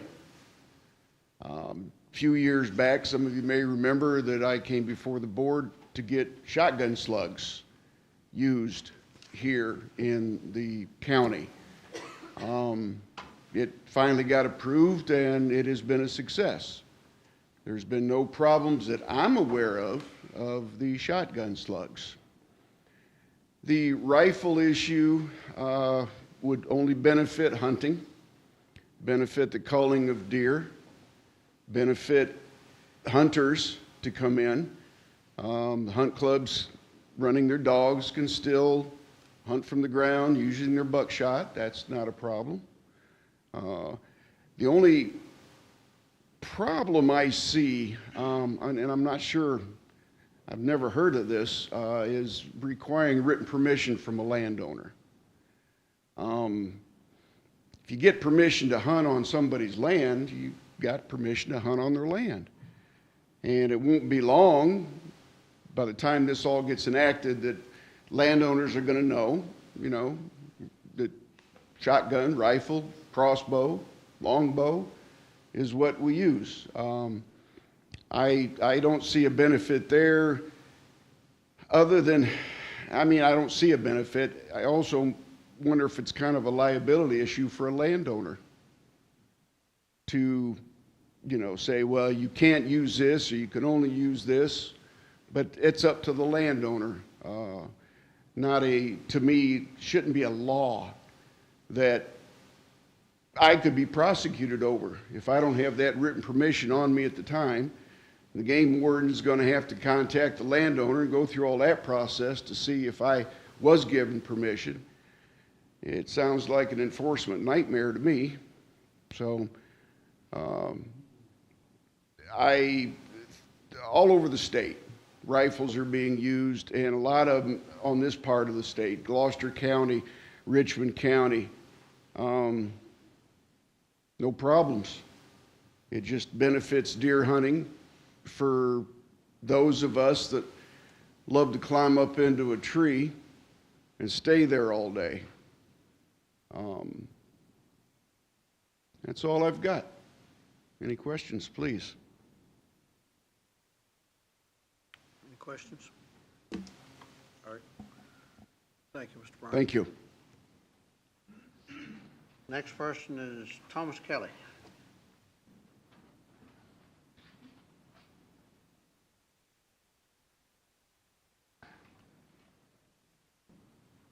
Well, I've looked forward to having this opportunity for many years. And I do say that I will support this movement to reestablish, and I emphasize reestablish. I'm old enough to remember when we had rifles in Northumberland County, but they were banned in the 50s. And Lancaster County followed in '63. But in the intervening years, hunting has changed a lot. Muzzle loading has come in. Modern muzzle loaders are quite simply the equal of centerfire rifles in their capabilities. And as far as I've been able to determine, the statistics look very good. The safety of hunting with muzzle-loading rifles has been established, so there's precedent.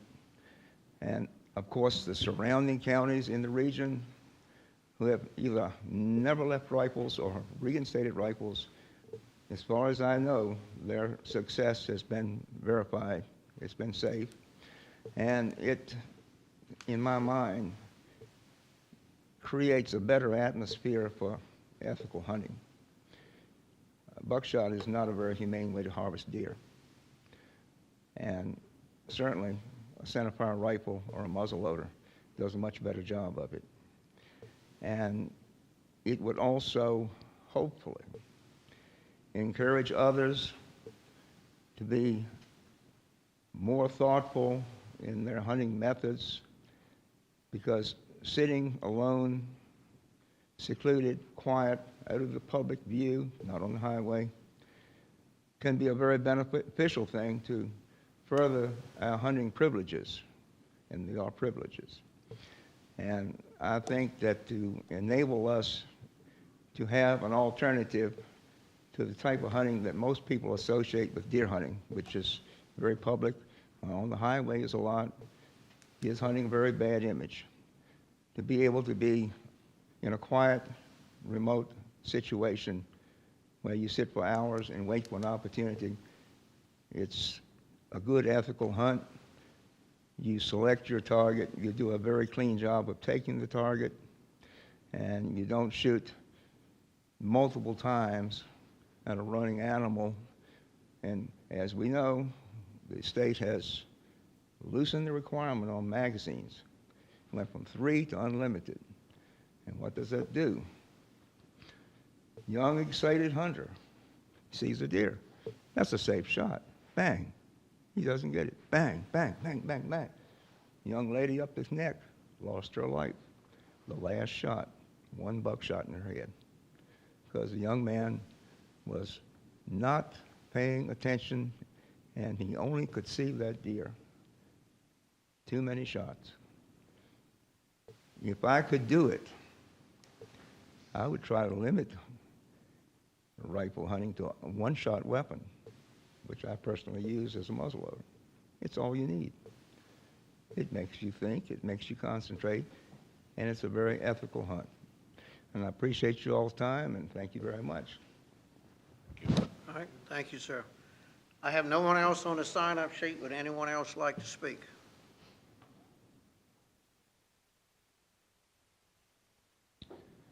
Good evening. Thank you all for your time. Would you state your name and address, My name is please? Craig Grass, live in Kilmarnock off Bluff Point Road. The question I would have is why? What does rifle hunting bring as a benefit?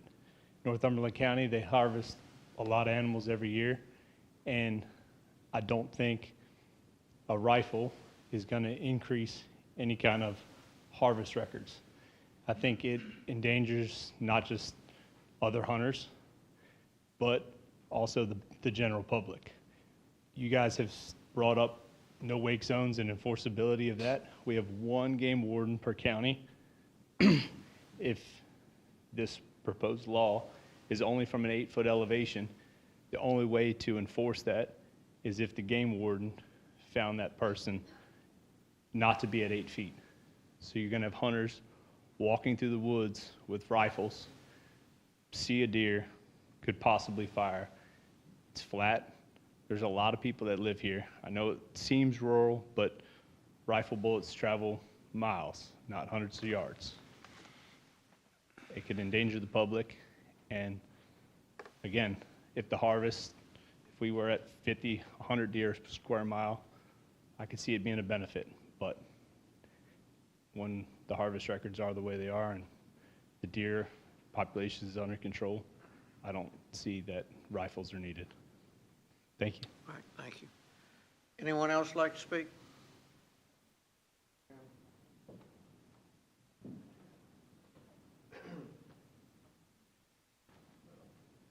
Ashby Allen, 12820 Northumberland Highway, Burgess. A lot of the surrounding jurisdictions are starting to implement rifles back into, just to follow Mr. Kelly, back into being able to hunt. It just doesn't make sense to me that I can go behind my house, flat-footed, and I can burn through 1,000 rounds of rifle rounds at a target, but I can't go sit in an elevated position and take one shot at a deer with a rifle. That's my biggest. And to also echo Mr. Kelly, it is more ethical with a rifle to take a deer. You have more precise precision. The round is more deadly. It's very rare you lose an animal with a rifle, as you do with buckshot and any other method. So that's all I got. Thank y'all. I appreciate y'all putting this on the agenda as well. Thank you. All right. Ashby, before you Yes. leave. Yes, sir. I don't see it written in here, but there was some comment earlier about if this was to pass, that rifles would not be loaded while walking through the woods. I believe that, and Tyler might be able to help you out with this as well. I believe as far as the ordinance, it's kind of up to y'all on what y'all want to add or take away or anything like that. It's a Northumberland ordinance, so I think it's up to y'all on what you want to regulate. I have no problem with somebody loading their rifle after they get to their elevated position. That would probably help out with what he's talking Yes, about with yes. people walking through the woods. Yes. I will say, on top of what he did say, and I'm not arguing with him, but there are, how many hunting violations are committed outside the game warden's presence anyway, with whether it be a rifle or anything else? I mean, they can't be everywhere. And you are going to have knuckleheads, just like we have with everything else, doing things. I mean, humans do bad things sometimes. They're not always good. So to answer your question, I think that's up to y'all, what y'all want to put in the ordinance. Anything else? Thank you. Thank y'all. Thank you. Thank you. Anyone else like to speak? Anyone else like to speak? All right, would anyone in the virtual world like to speak on hunting with rifles? Morgan, you have anybody online? Anyone like to speak in the virtual world?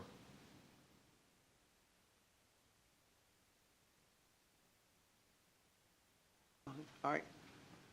I see we have the game warden here. I hope I'm not giving you the wrong title now.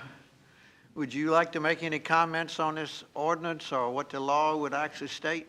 I've been asked by Mr. Tadlock to present a few things. The board's willing to listen. Yes, board is willing to listen. Yes, sir. May I approach? I have a few Yes, documents. come right on up, sir.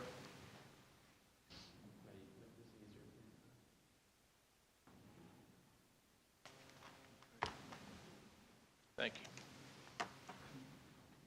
Thank you, sir. How you doing?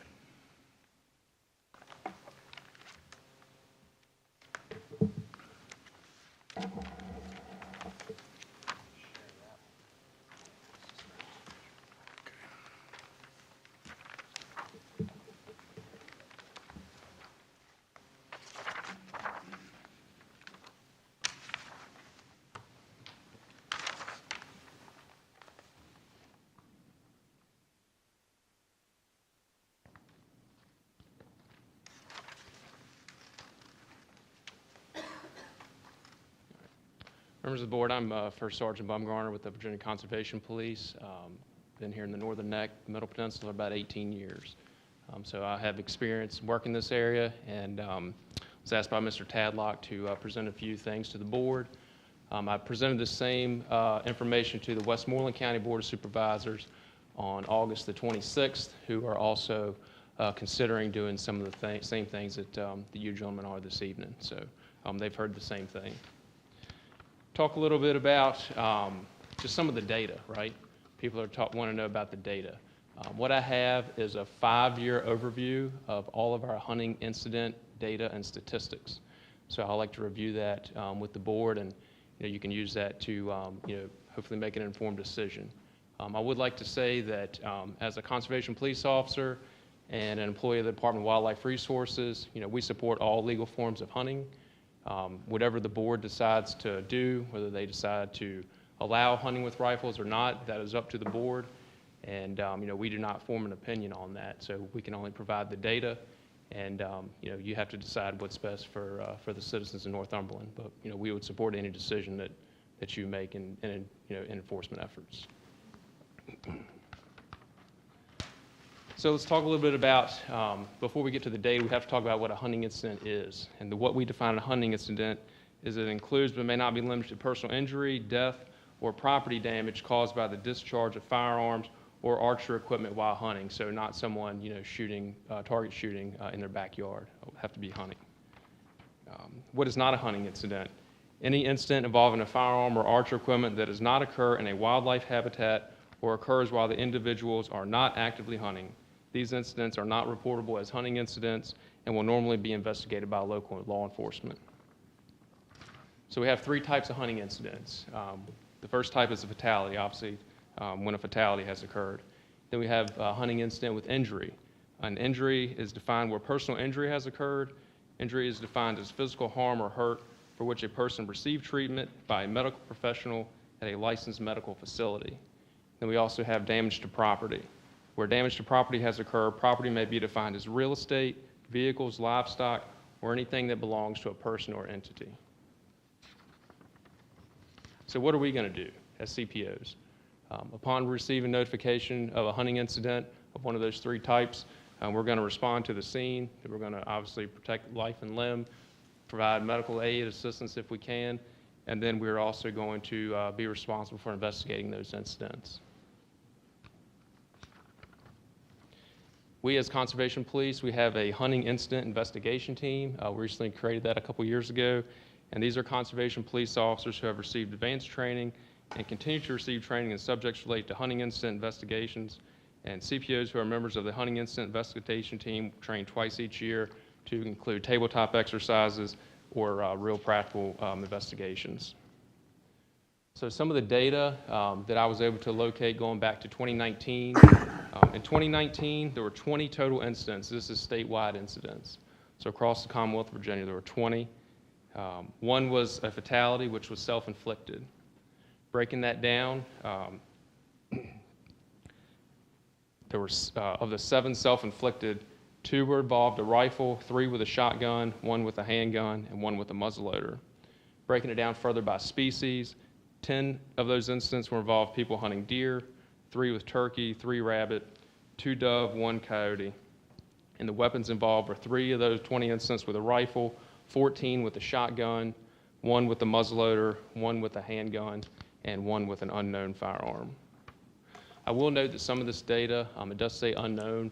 We've recently changed our hunting incident coordinator, so some of that data is being collected differently, and that's why it says unknown. Hopefully going forward, that data will be more drilled down. In the 2020 to 2021 hunting season, there were 14 total incidents. There were 0 fatalities. 3 of the 14 were self-inflicted, 2 with a shotgun, 1 with a handgun. Species hunted during that time were 10 incidents hunting deer, 2 turkey, 1 rabbit, 1 waterfowl. And the firearms involved were 12 shotgun, 1 muzzleloader, 1 handgun. In 2021-2022 hunting season, there were 19 total incidents, 1 fatality. 8 of the 19 were self-inflicted, 4 with a rifle, 1 shotgun, 1 handgun, 2 muzzleloader. Of the species hunted with those 19 incidents, 12 were deer hunting, 4 turkey hunting, 1 bear hunting, 1 raccoon hunting, and 1 quail hunting. And the weapons involved in those incidents, 4 incidents occurred with a rifle, 12 with a shotgun, 2 with a muzzleloader, and 1 with a handgun. For the 2022-2023 season, there were 14 total incidents, no fatalities, thankfully. 3 of the 14 were self-inflicted, 1 with a bow, 1 with a crossbow, 1 with a handgun. In the species hunted, there were 3 involved deer hunting, 2 turkey hunting, 3 rabbit hunting, and 6 were unknown. This is about the time frame that coordinator changed.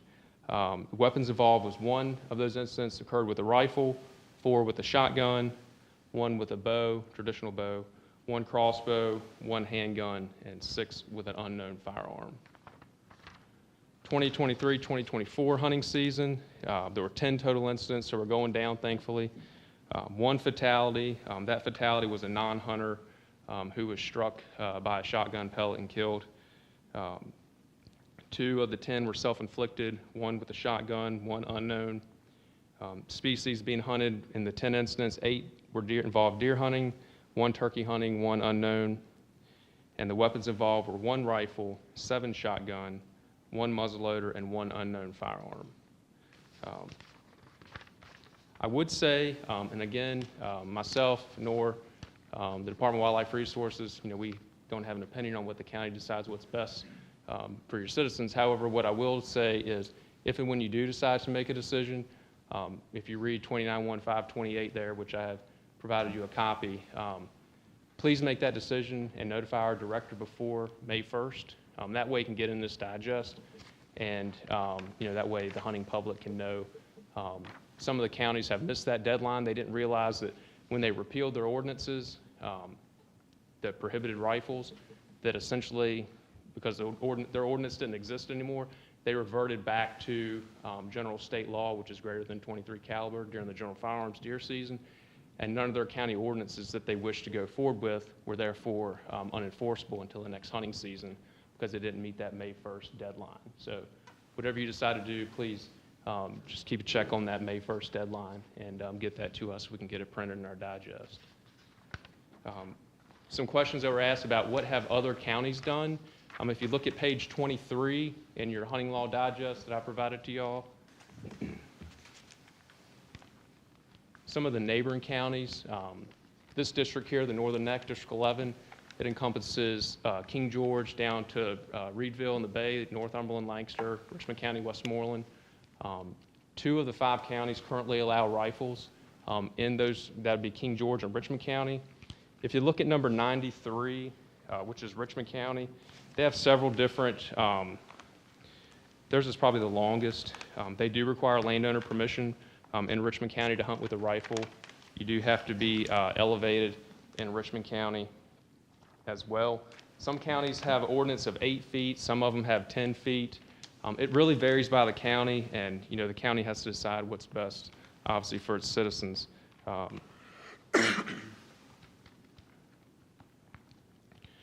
If you look at number 85, which is, that's King George's ordinance. King George has a minimum elevation of 10 feet, and they do have a stipulation that, if you look at 85, the rifle may only have a round in its chamber when it is on the elevated platform. King George and also Hanover, who recently allowed the hunting of deer with rifles in the last 2 or 3 years, they share the same ordinance. So I would recommend, if you whatever decision you decide to make, if you look at the neighboring counties, there are already verbiage that's prepared. So the board could say, if we approve this, we want number 85 or we want number 93. Whatever you wish, or you can take a piece from each one. And whatever you decide, again, is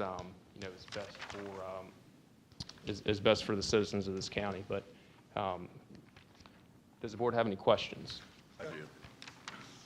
Do you have a breakdown of the incidents by county? I could break that down by county. Yes, I could. I don't have that data, no. Get it to, I could get it, yes. Tadlock. I do know in this county, like I said, I've been here for 18 years. I've been in the Northern Neck for most of that.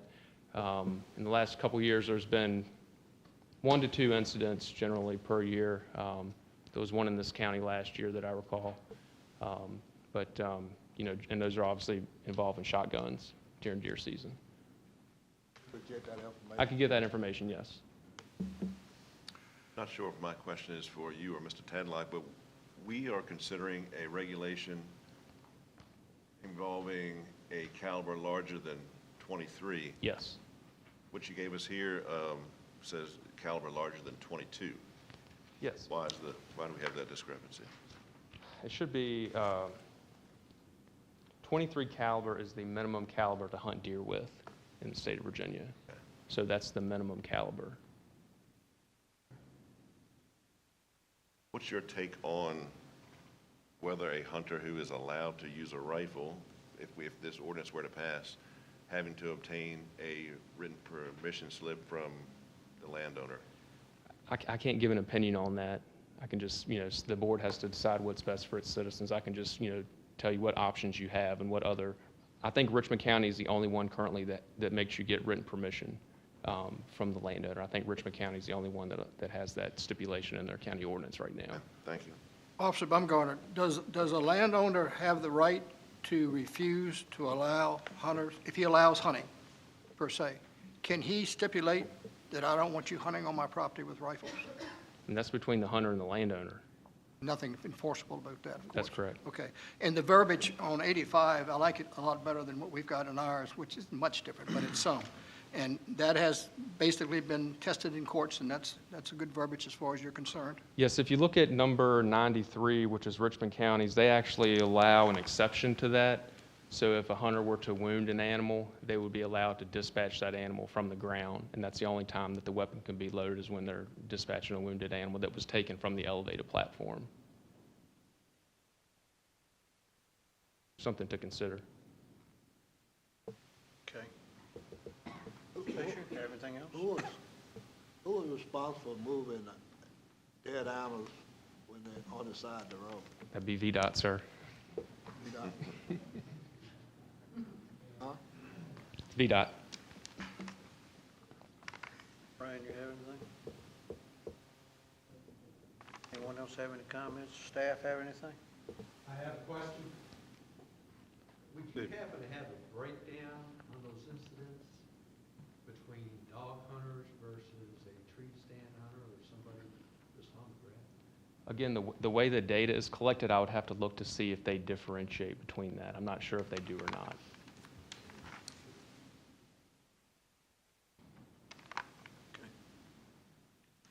Any other questions? I'll tell you what, I really do appreciate the information all that you brought to us tonight and your comments and everything. Thank you for having me, sir. Thank you for coming. Thank you. And thank you for coming, taking time, especially after hours like this. No worries. We work all hours, sir. That's right. That's where it should be. Thank you, sir. That's where it should be. All right. Since I don't have anyone else who wanted to speak in the public comment period. Mr. Chairman, I think you got one online. Got one online now? All right. Anyone in the virtual world like to speak? I think we have someone that's waiting.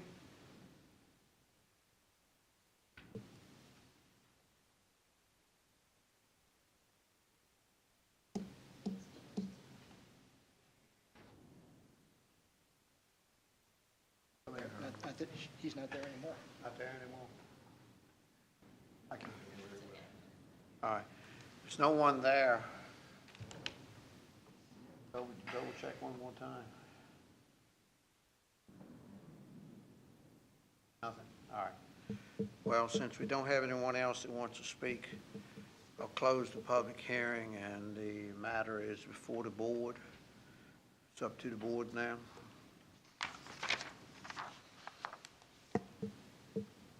I would like to see Richmond County's ordinance and the one from King George. Yeah, we don't have to make a decision tonight. Well, as long as you have it in by May 1st. As long as you get it in by May 1st. But I'd like to see their ordinance from both counties. Can that be done, Mr. Tadlock? We can, and that's no problem. With the additional restrictions, we would have to re-advertise, just to make the board aware of that. But we do have time to do that and get that in. Who else? Is that what the board wants to do? I'd say Westmoreland too. Westmoreland and Okay. What new additions are we considering? Loading your weapon once in the stand? Well, it already states that you can't load it until you get in the stand. About having the loaded weapon to finish off a wounded animal? We don't have anything in our ordinance on that. You could, I guess, we could add that in. That's good. That's good. That after you have made the shot and did not kill the animal, you could come out of the stand and shoot the animal again. Am I correct? Yeah, I'd be correct. King George has that. One thing that I'll say too on the written permission, that I forgot to mention, Sunday hunting now, if you deer hunt on someone's private property for deer on Sunday, you have to have written permission in addition to your general hunting permission that explicitly states to hunt on Sunday. This does not apply to waterfowl hunters only. So a deer hunter who's hunting on Sunday, currently as the law is written right now, needs on their permission slip to say and to hunt on Sunday. So if that makes it clear for you, sir. Okay, thank you, sir. It does. Any other comments, board members? Well, we're gonna get Richmond County and Westmoreland, right? King George. King George, okay. I guess just as an older clarification, one does stipulate 10 feet above ground, and one does stipulate 8 feet above ground. We That's advertise. That's what I want to look at. We got some time, and if this goes through, I want it to be as safe as possible. I'd like to give these to the board to see the hunting permission slip that has a Sunday hunting permission box. If I can present that to you.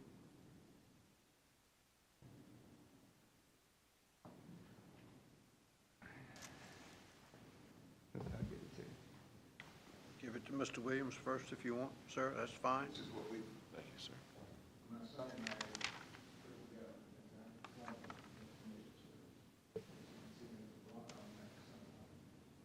Okay.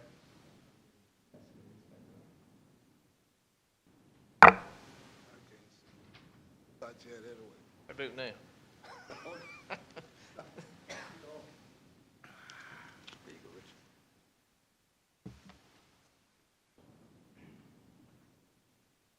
All right.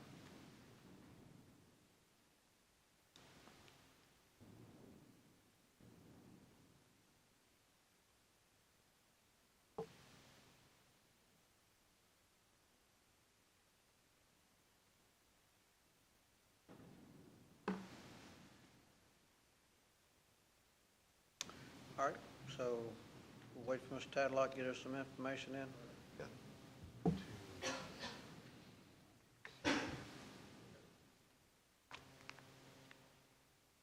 We'll move to carry this over till when? Closure of the board.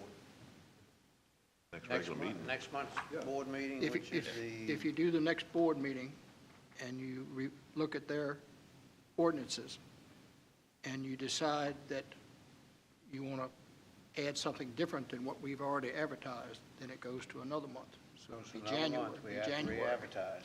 Yeah. Have to come up for a vote on January, the way I see it. Is that correct? If we're going to make it any more, add any more language to it, we're going to have to re-advertise on our, Mr. Gregory. Yes, sir. Yes, sir. Okay. Just so the public knows what dates we're looking at. All right, so we have a motion to carry over to our next board meeting. Which is, what is that, December the 12th, correct?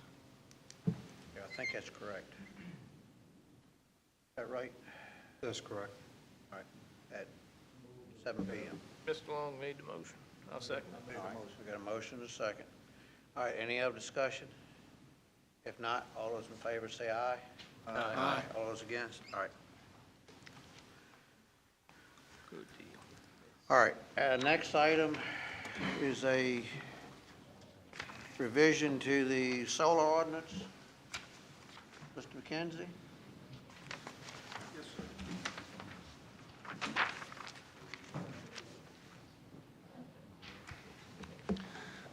A revision to the Northumberland County zoning ordinance, section 148-155, solar energy facilities, to add a prohibition of utility-scale solar energy facilities within 0.75 miles from tidal waters.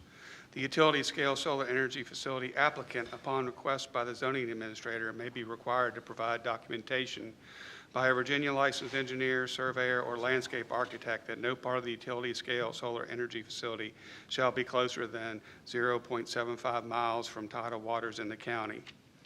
At the October 17th Planning Commission public hearing, The Planning Commission voted 7-2 to recommend to the board to adopt the 3/4 mile buffer from tidal waters for utility scale solar energy facilities prohibition area. I received 2 public comments. One public comment at the Planning Commission level, and that was from the Northern Neck Electric Cooperative, and I believe you have that letter. They requested exclusion from the area as well. And for the Board of Supervisors public comment, we got a public comment letter from Mr. K.E. Poth that I believe you all have as well. Okay. Anything else? No, sir. All right, thank you. Any board members have any comments or questions for Mr. McKenzie before we open the public hearing? Thank you. All right, I'll open the public hearing. First person to speak is Eric Pott.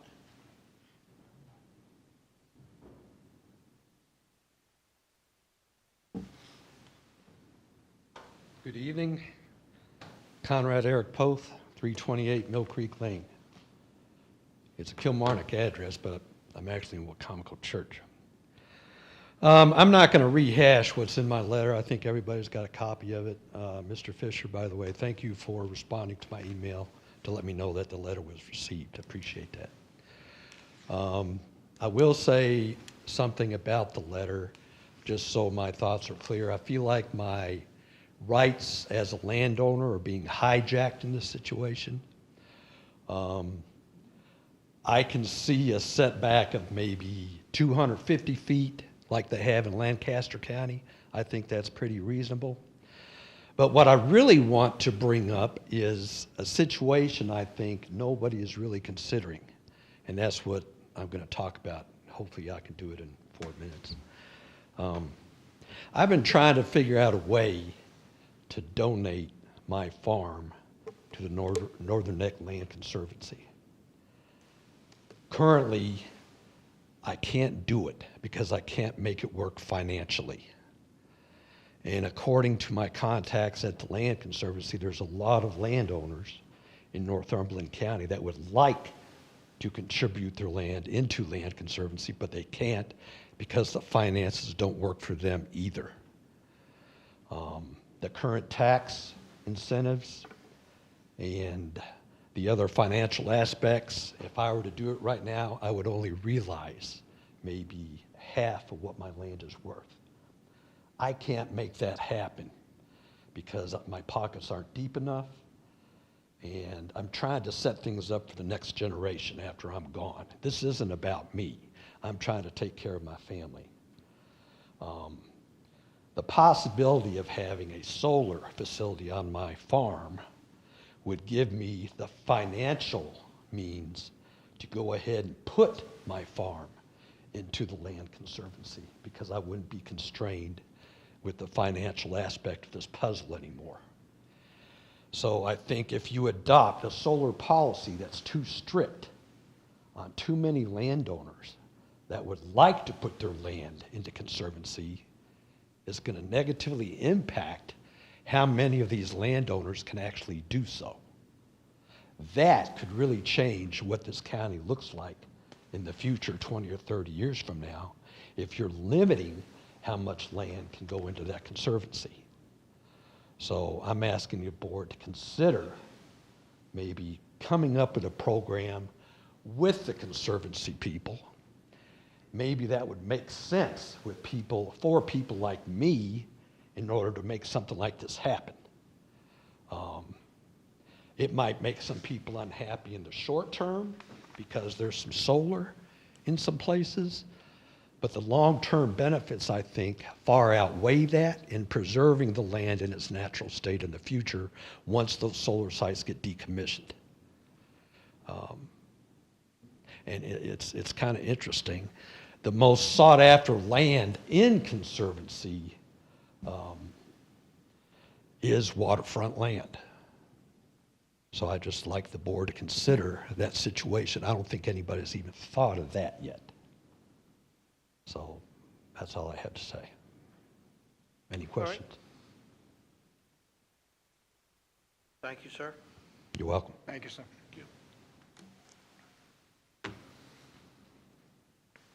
All right, next person to speak is Sebastian Hayes. Is it Hayes or?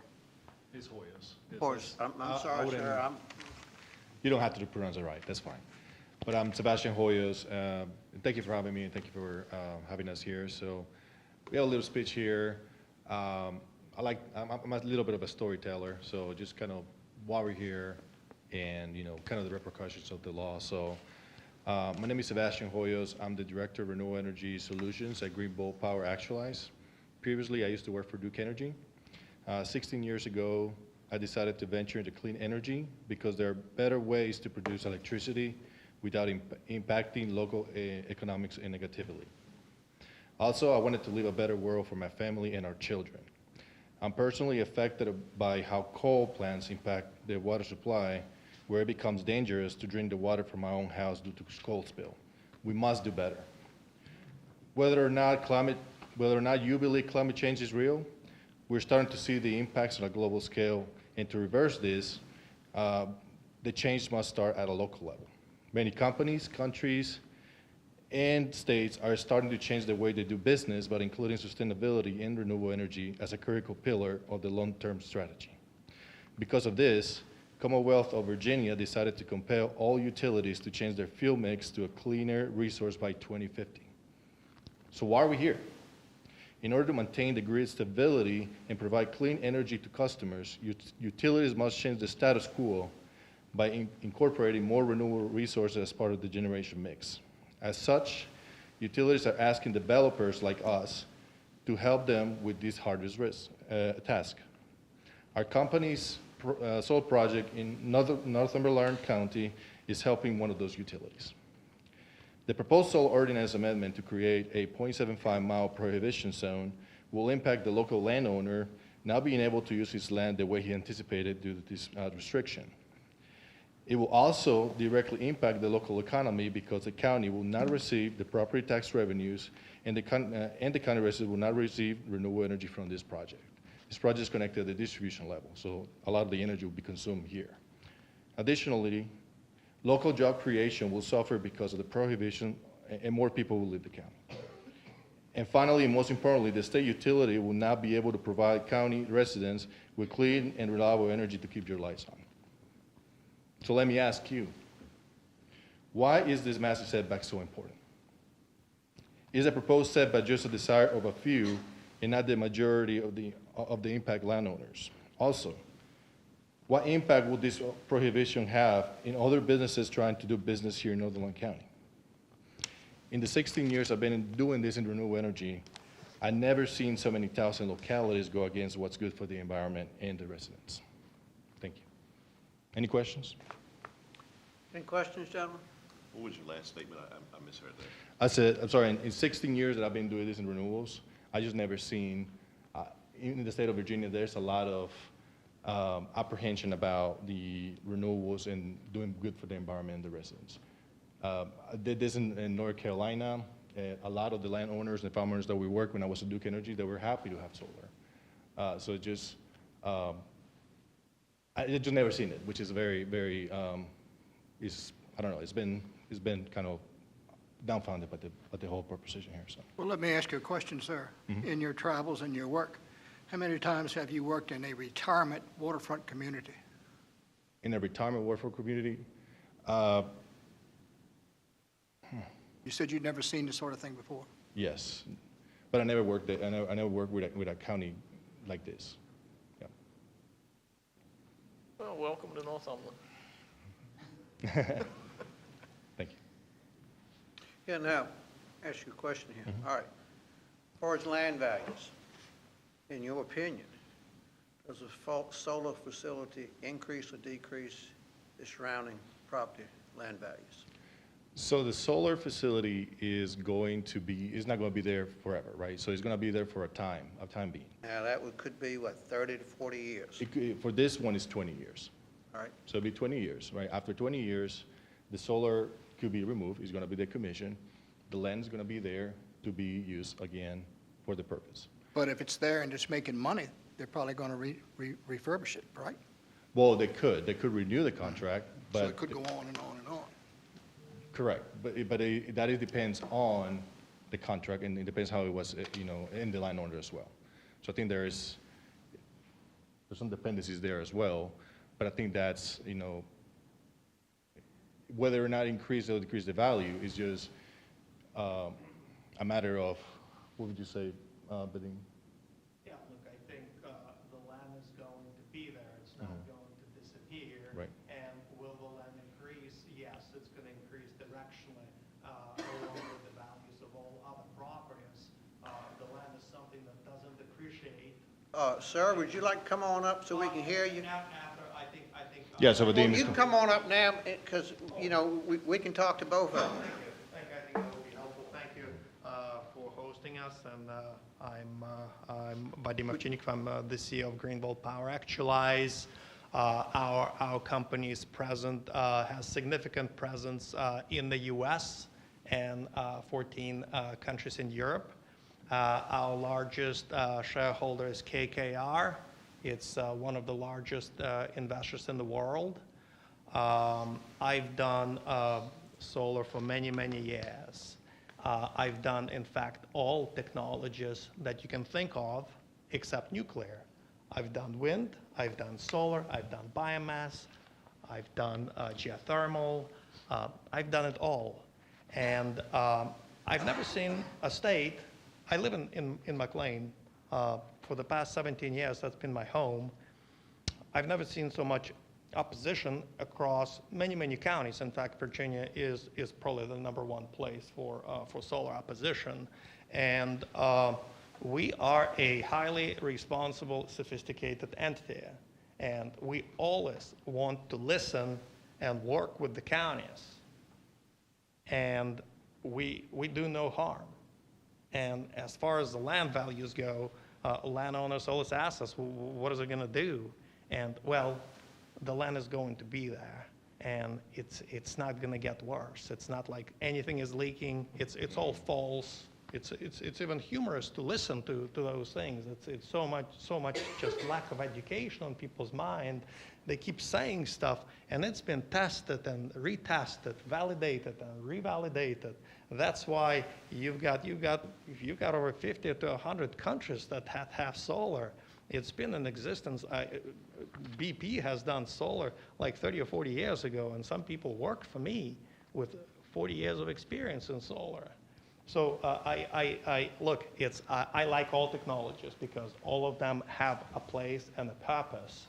So, and that's why I think utilities like, be it Dominion, be it co-ops, they are the ones that probably know best what's good for their customers. That's why they were given the mandate to do so. That's why you are enjoying the lights today, because they've got a fleet.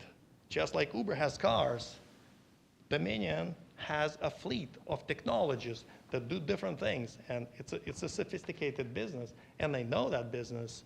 And as you guys know, Virginia is the #1 data center in the world. In the world. So can we change it? I don't know. I approach all problems simply as if there is demand, there will be supply. And that equation cannot be changed by me or anyone else. So right now, there is a demand for solar and wind and other clean technologies. Why? Well, I guess we can debate here if there's a climate change or not.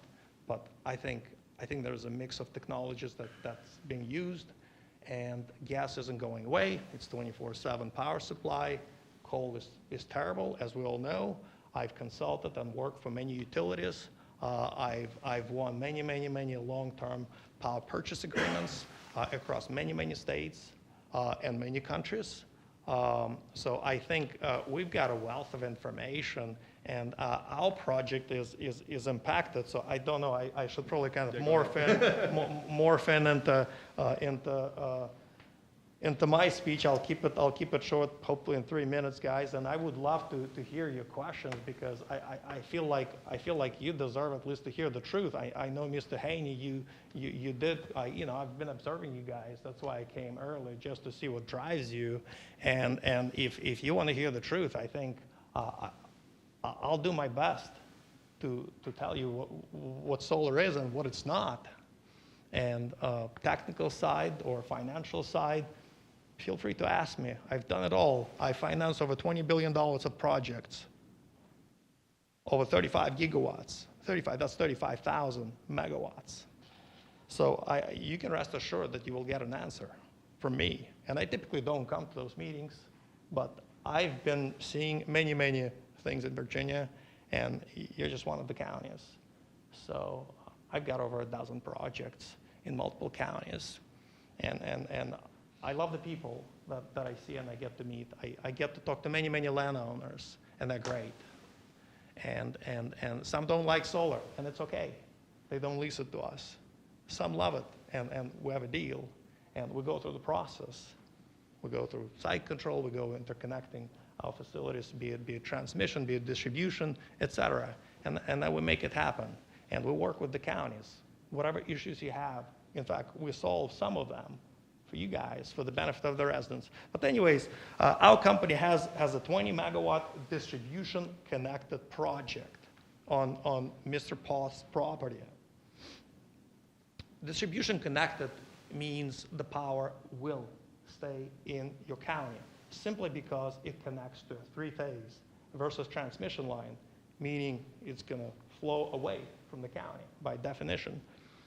So before adopting the newly proposed 0.75 mile prohibition zone, we strongly urge the county officials to study the negative impact the proposed rule will have on multiple stakeholders at the county and the state level. And I identified 3 major areas of the negative impact. Number 1, negative impact on a large number of landowners who don't even know their rights might be taken away. For public record, the massive 0.75 mile prohibition zone consists of 2,028 parcels of land.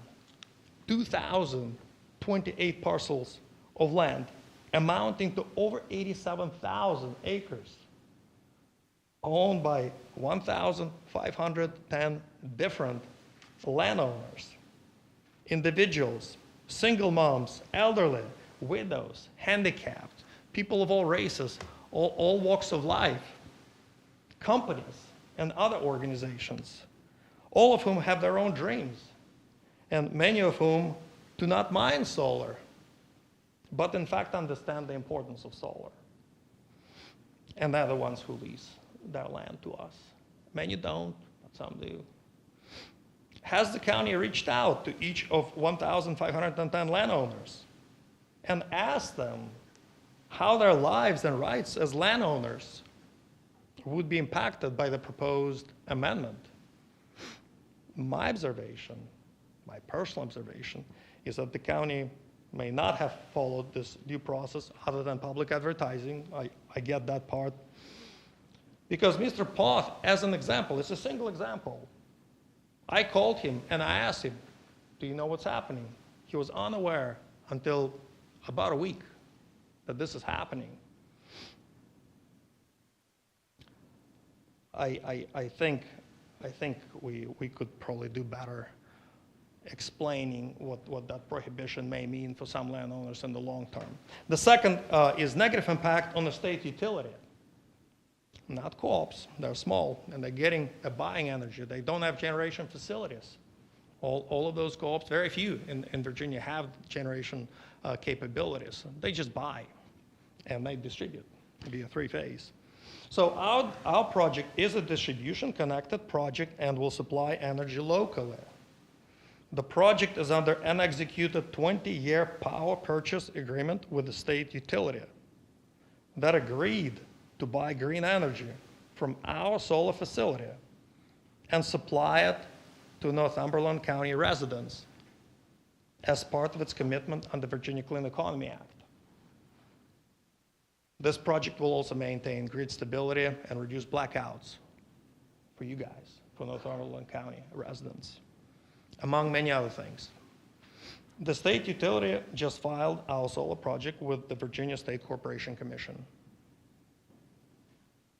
If this project is denied CUP, which it will, if this amendment is passed, the state utility will not be able to fulfill its renewable energy goals and supply green energy locally to the county residents. And the third impact is negative impact on our company. If our project is denied CUP because it is located in the newly proposed prohibition zone, our company not only will lose over $500,000 in development costs, but also be liable. Can you wrap it up in 30 Yes, seconds? yes, I can, yeah, 30 seconds. But also be liable for several $1,000,000 more in termination costs that will need to be paid to a state utility because the project will not be able to deliver the promised green energy under the 20-year power purchase agreement, so the utility can comply with Virginia Clean Economy Act. So my question to all of you is, can the county delay adopting such a drastic amendment and consult with all impacted landowners and stakeholders first as part of the due process? That's all I have. I'm happy to respond to any questions that you might have. All right, board members have any questions? Yep, I've got one. All right. Where do you say you live? McLean. McLean. Our office is based in McLean. Okay, so when you go outside of your home, do you have a solar farm in your backyard? Loudoun County is... No. Do you have a solar farm in your backyard? I Is live it in the something city. you wake up to every morning and you have to look out your window and look in your yard, and that's all you see? I'm waking up to asphalt and noise and sirens of police and medics. It's believe me, it's a lot worse than any solar farm you've ever seen. in Okay, your but life. that's where you live. That's the hustle and bustle of Northern Virginia. And what's the Like point Mr. that Fisher you're trying said, to make? this is I a guess? retirement community, Okay. all right? A lot of people here don't want to wake up, and that's the first thing they see when they walk outside. They of their won't home. see And solar. you know what? You show me a solar farm that's in this county or any other county that you can drive by and that you don't see it. Because every I one will of show them you see. our project that will be buffered and screened before we... You know, and that's fine. That's fine. All of our projects are buffered. You will be unable to And- see the way exits and entrances are done. You won't be able to see anything. And I've seen studies, read studies on the impact from solar. And, you know, it does say in some studies that it is moderate impact on the land values. Well, okay. But a lot of the studies that I've read, one of them was like in California. We've not really seen anything based on small counties such as the Northern Neck or in the Northern Neck.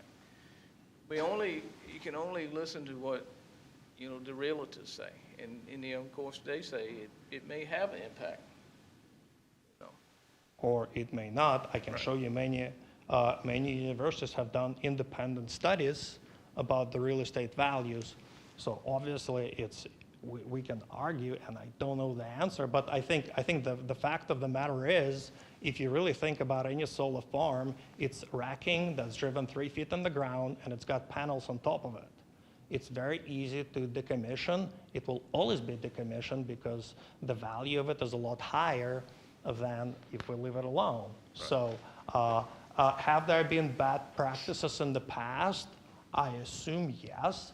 I'm not aware of specific ones. Our company would never leave a project, and even if you guys did not have a solar ordinance, we would follow best practices, what it should be. Why? Because it leaves a footprint, and we want to be a good citizen. We want to listen. So in fact, you brought up a buffering. To the extent that's what it's important for you, it will be addressed. We will explain. And to the extent you think it's not enough, we're willing to work with you. We do all kind of visual studies, and licensed engineers are involved. In fact, Mr. Poth has done such a great job in his lease where he asked us to actually do what we would do either way. He was intelligent enough to ask us about the buffers because he himself said, I don't want to see solar. And we said, we understand, we can do it. It's not that expensive. to do the berm and buffering, it's not that expensive. You will not be able to see. Have there been solar farms done 10 to 20 years ago that sit on the road? Absolutely. They look terrible. They look hideous. Absolutely. I agree with you 100%. 100%. But that's not, things are changing. And I think all of those concerns are very easily addressed. That's all, okay. All right, thank you, sir. Thank you for your comments. All right, thank you.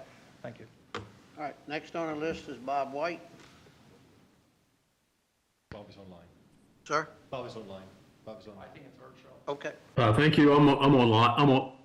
I'm online, so thank you. I am. My name is Bob White. I'm the lead development. I lead development for Greenville Power. Actualize. I've been in the power industry for 35 years, developing projects. I started way back in 1990. But although for the last 20 years I've focused almost exclusively on renewal projects.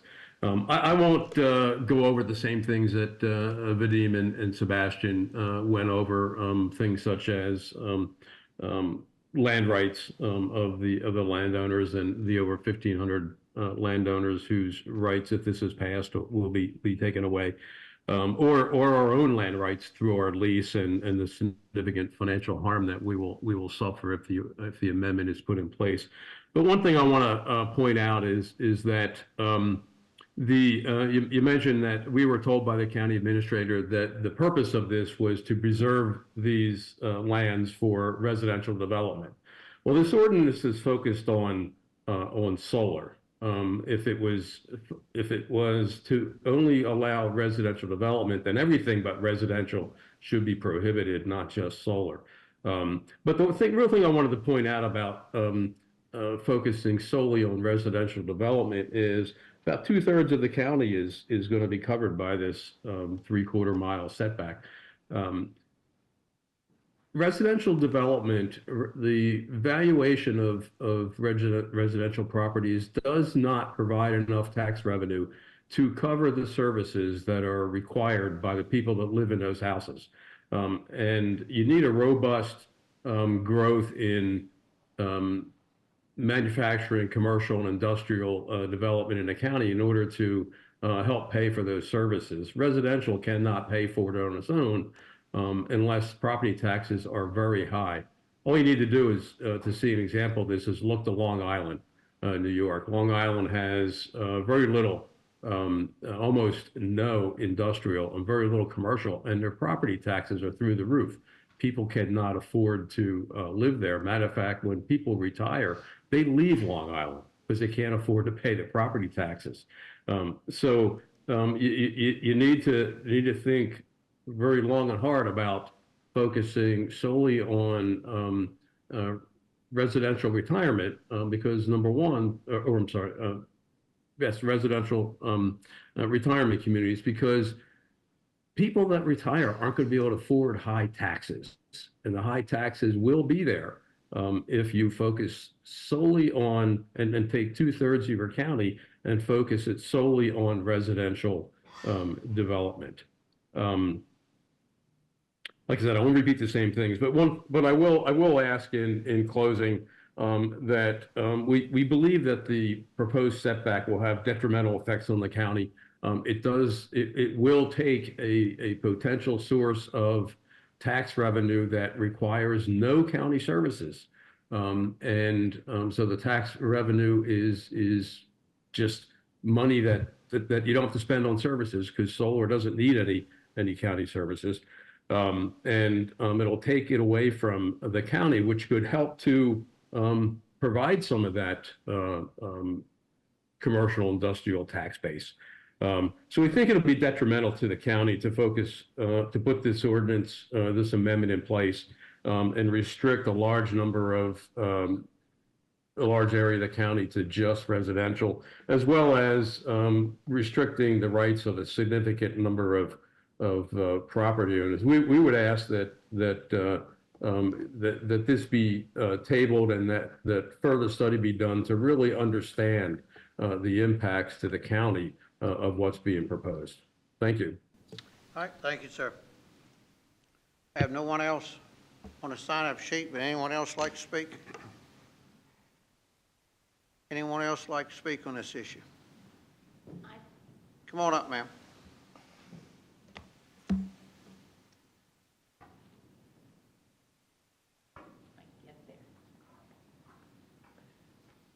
I just have a couple of questions. I know with, Would you, I'm sorry, Joanne Gills, Please, live in thank you, ma'am. Betts Landing. I know with wind and the wind turbines, thank you. When they take those down, you say there'll be an end to it, but I know there's a problem with what you do with what's left when they finish using them. And I was wondering if there was any issue with that with the solar. You know, when they go to, you know, you say the land will be still there, but will it be, you know, can you get rid of these panels? You know, is there an issue like with the windmills? I don't know. That's one question. And also, all this land and landowners that will be affected, isn't there a certain amount of land they have to own in order to put a solar farm on it? So all these people that are supposed to be affected wouldn't be able to have a solar farm anyway. So I think that's probably a exaggerated number of people that would be affected. That's just two things that just came to my mind. I'm not against it, I'm not for it, but that just crossed my mind. So. Thank you, Ms. Gills. Anyone else like to speak?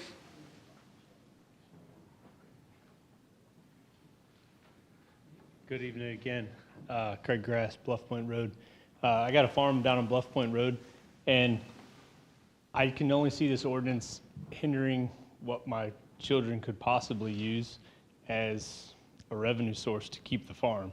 Currently, you know, we have crops and everything, and it's, you know, it's in agriculture, and we have a tax break, and that's great. Going forward, though, if times got to it and they needed to be able to generate revenue on the farm to be able to afford the farm with solar, I think we're limiting them for that. Is there another way, a different tax rate or something like that, if somebody chose to put solar on the farm, that we could maybe, I mean, I'm 100% against solar farms, but tax them if they want to still pay the taxes, let it go. Keep it in farms. But I think there's another way around it. Okay, thank you. All right, would anyone else like to speak? All right, would anyone This in young the... lady wants to speak, Mr. Yes, ma'am, come on up, ma'am. Or if you don't feel like, can you speak right from there? Well, I can get up. We can we can bring the microphone to you. That's all right, I can do it. Hello, she can do it, she talking. I'm one Well, I know of these, she's I do tough. myself. Thank you, ma'am. Yes. I hope you all be patient with me. This is something very, very new to me. Would you state your Because name when for my the record, husband married please? me 70 years ago, he took care of all of this. All he asked me to do was to take care of my children and the home. He did everything else. But bless his heart, he's gone to be with the Lord, and I got to do it. Yes, ma'am. Now, the gentleman just spoke that we got to take care of the future. How are we going to take care of the future if we destroy all the land? How do they know that putting these machines down doesn't destroy the land? They don't know what it's going to do to the land because it hasn't been done long enough and repeated to come back to find out why. And not only that, but where all the lumber coming from, that they cleaned off all the trees and everything to build a house in the future.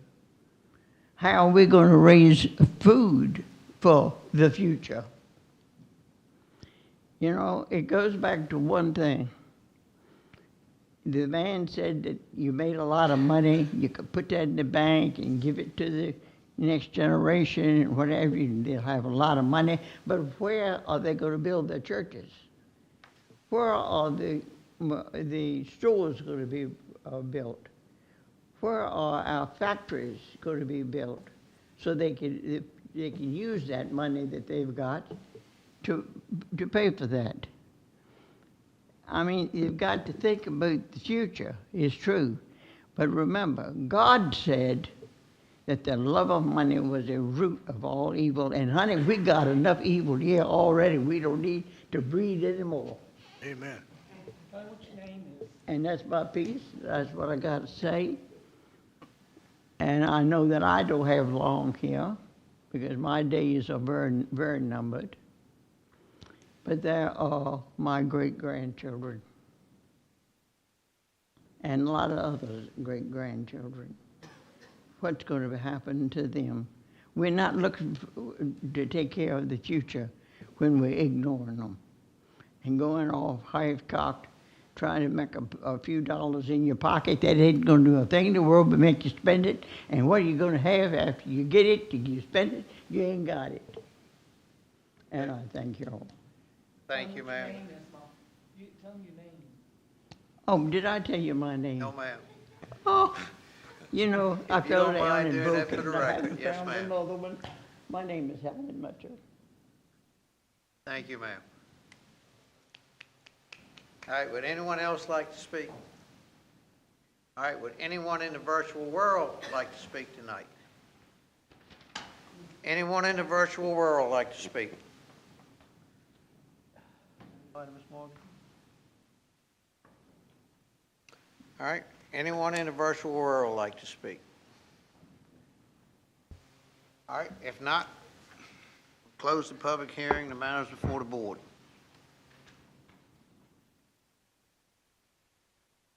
Mr. Chairman, we done heard a lot of talk tonight, pros, cons. The citizens of Northumberland County elected us to make decisions for them.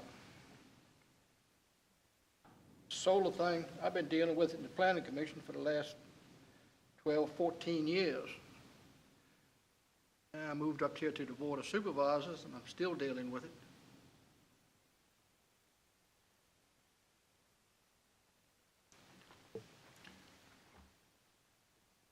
One alternative we do have, maybe it's time to let the citizens of Northumberland County tell us if they do or do not want solar on a big basis, on a large-scale basis, through a referendum, vote, or whatever. Just one option. We're sitting here knocking our heads together, trying to do what's best for everybody overall. Overall. And all I see is getting harder and harder. We got a retirement community and a lot of local people as well that aren't even retired. They'd comment how nice it is to drive down the road and not see a solar farm. The gentleman said, oh, you'll never see it. Well, I haven't seen one yet that I haven't seen. Does that make any sense? So I will shut up and let somebody else talk. All right, anyone else have any comments?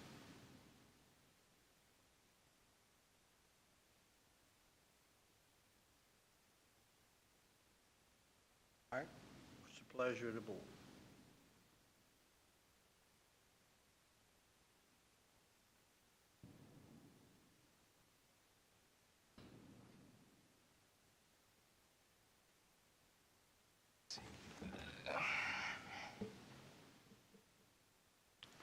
Board, excuse me, board need a few minutes to think.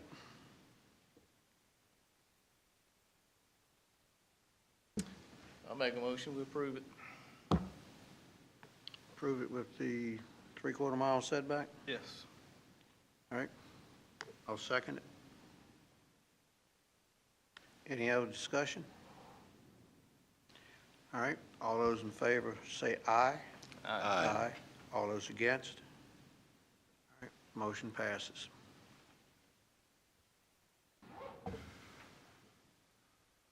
Our next item on the agenda tonight for public comment is disposal of public property. Tadlock? Yes, sir. Our next public hearing is disposal of public property, Lot 5, in Section E of Indian Creek Estates, containing .34 acres located on Ute Road. The property is further described as tax map 53A, double circle 6, Lot 5, deed book 398 at page 498.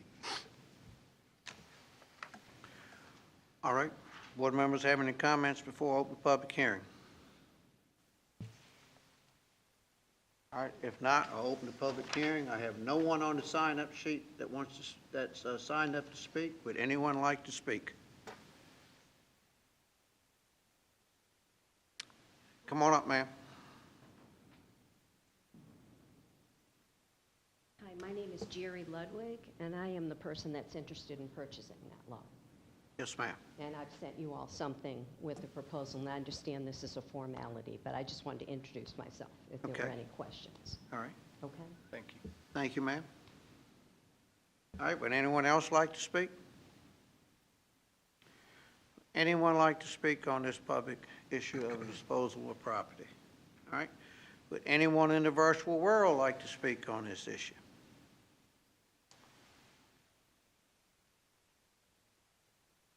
Would anyone in the virtual world like to speak on this issue?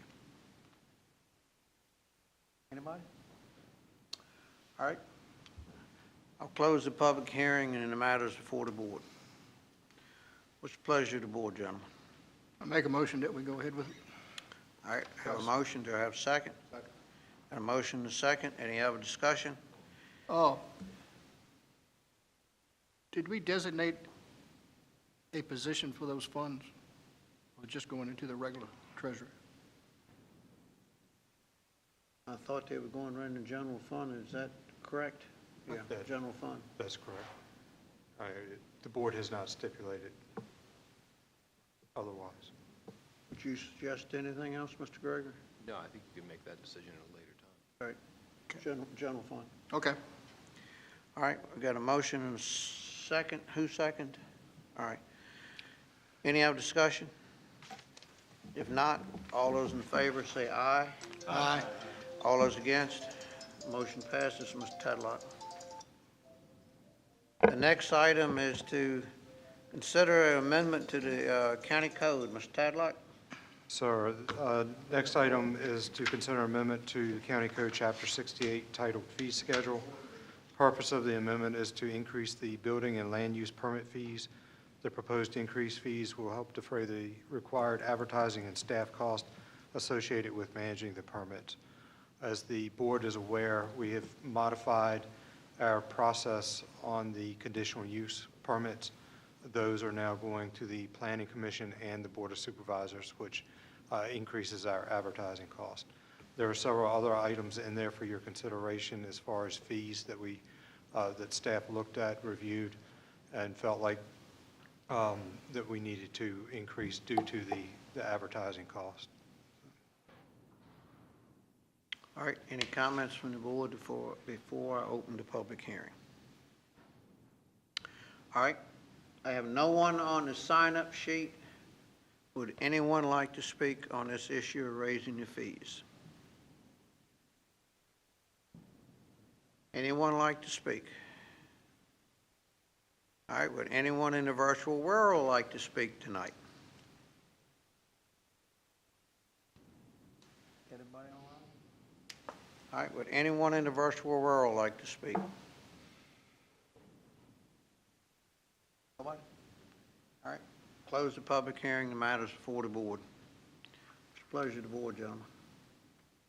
Guess we got much choice. We got to cover expenses. Yeah, these fees, the reason we're looking at raising the fees is to cover the advertising cost and all.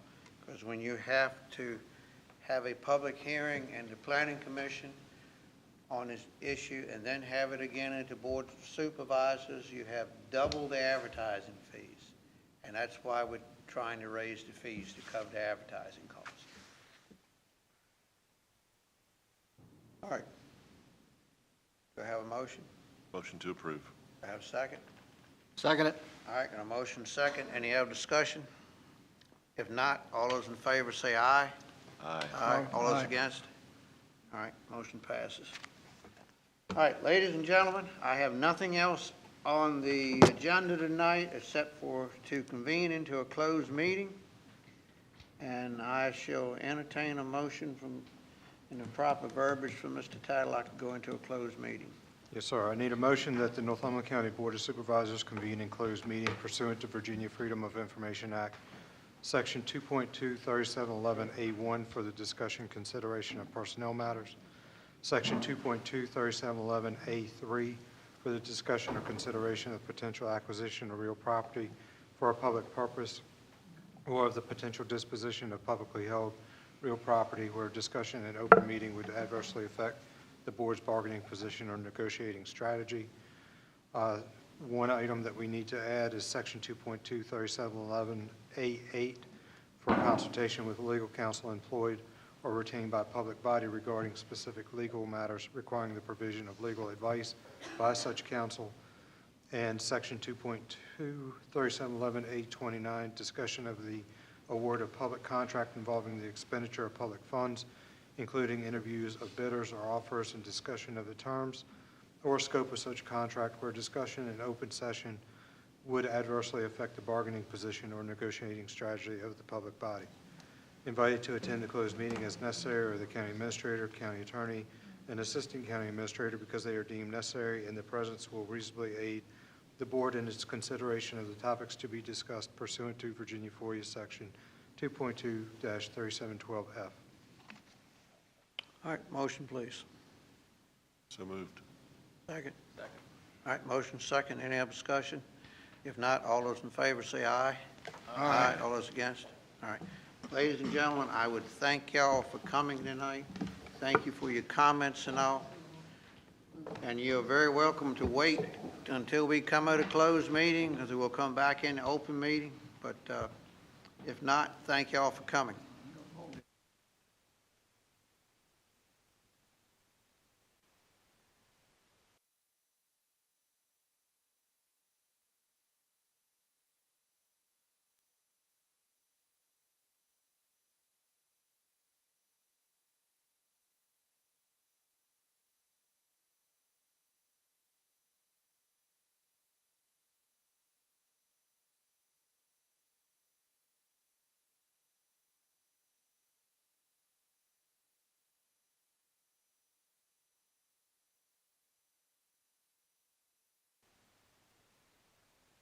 That the Northumberland Board of Supervisors return to public meeting and certify by roll call vote that only public business matters lawfully exempted from open meeting requirements by Virginia Freedom of Information Act and as were identified in motion convening the closed meeting were heard, discussed, or considered during the closed meeting. All right, motion, please. I'll make motion. Second. Second. All right, roll call vote. Mr. Williams? Aye. Mr. Long? Aye. Mr. Brand? Aye. Mr. Fisher? Aye. Mr. Haney, aye. We're now back in the open meeting, gentlemen. Let me, Mr. What action do you need, Mr.? No. Jim has something. I think that, Jim? Mr. Long had. Go ahead, Jim. Lodge, if you could push about, talk to the solid waste site management and let them know that we expect them to carry out what they're supposed to be carrying out at the solid waste sites. I mean, a lot of these people complain, and I had a lot of complaints about they don't even try to help at all. You know, you're supposed to help people with that trash. That's in the contract, right? Clear it up. All right. I can reach out. Okay, and the other thing, I don't know if other counties are doing it. I was talking to the sheriff, I know companies have the responsibility, but if someone is hauling brush or whatever on the back of the vehicle and it falls off, what are other counties doing? I know we'd had, in my area, we'd had some accidents. You got you've got a state law that controls that, and that state law is enforced by the state police and the county police. It's called unsecured load. and you can be fined and put to court for that. There is a law in the books that takes care of it. It just needs to be reported, witnessed, and so forth and so on. But it can be enforced by both the county and the state. Some people ask me, what could they do? You know? Okay. Well, you always see stuff blowing up. Oh, man, always. Always, yeah. I agree with Jim on that. You see it all the time. That's the only two things I have.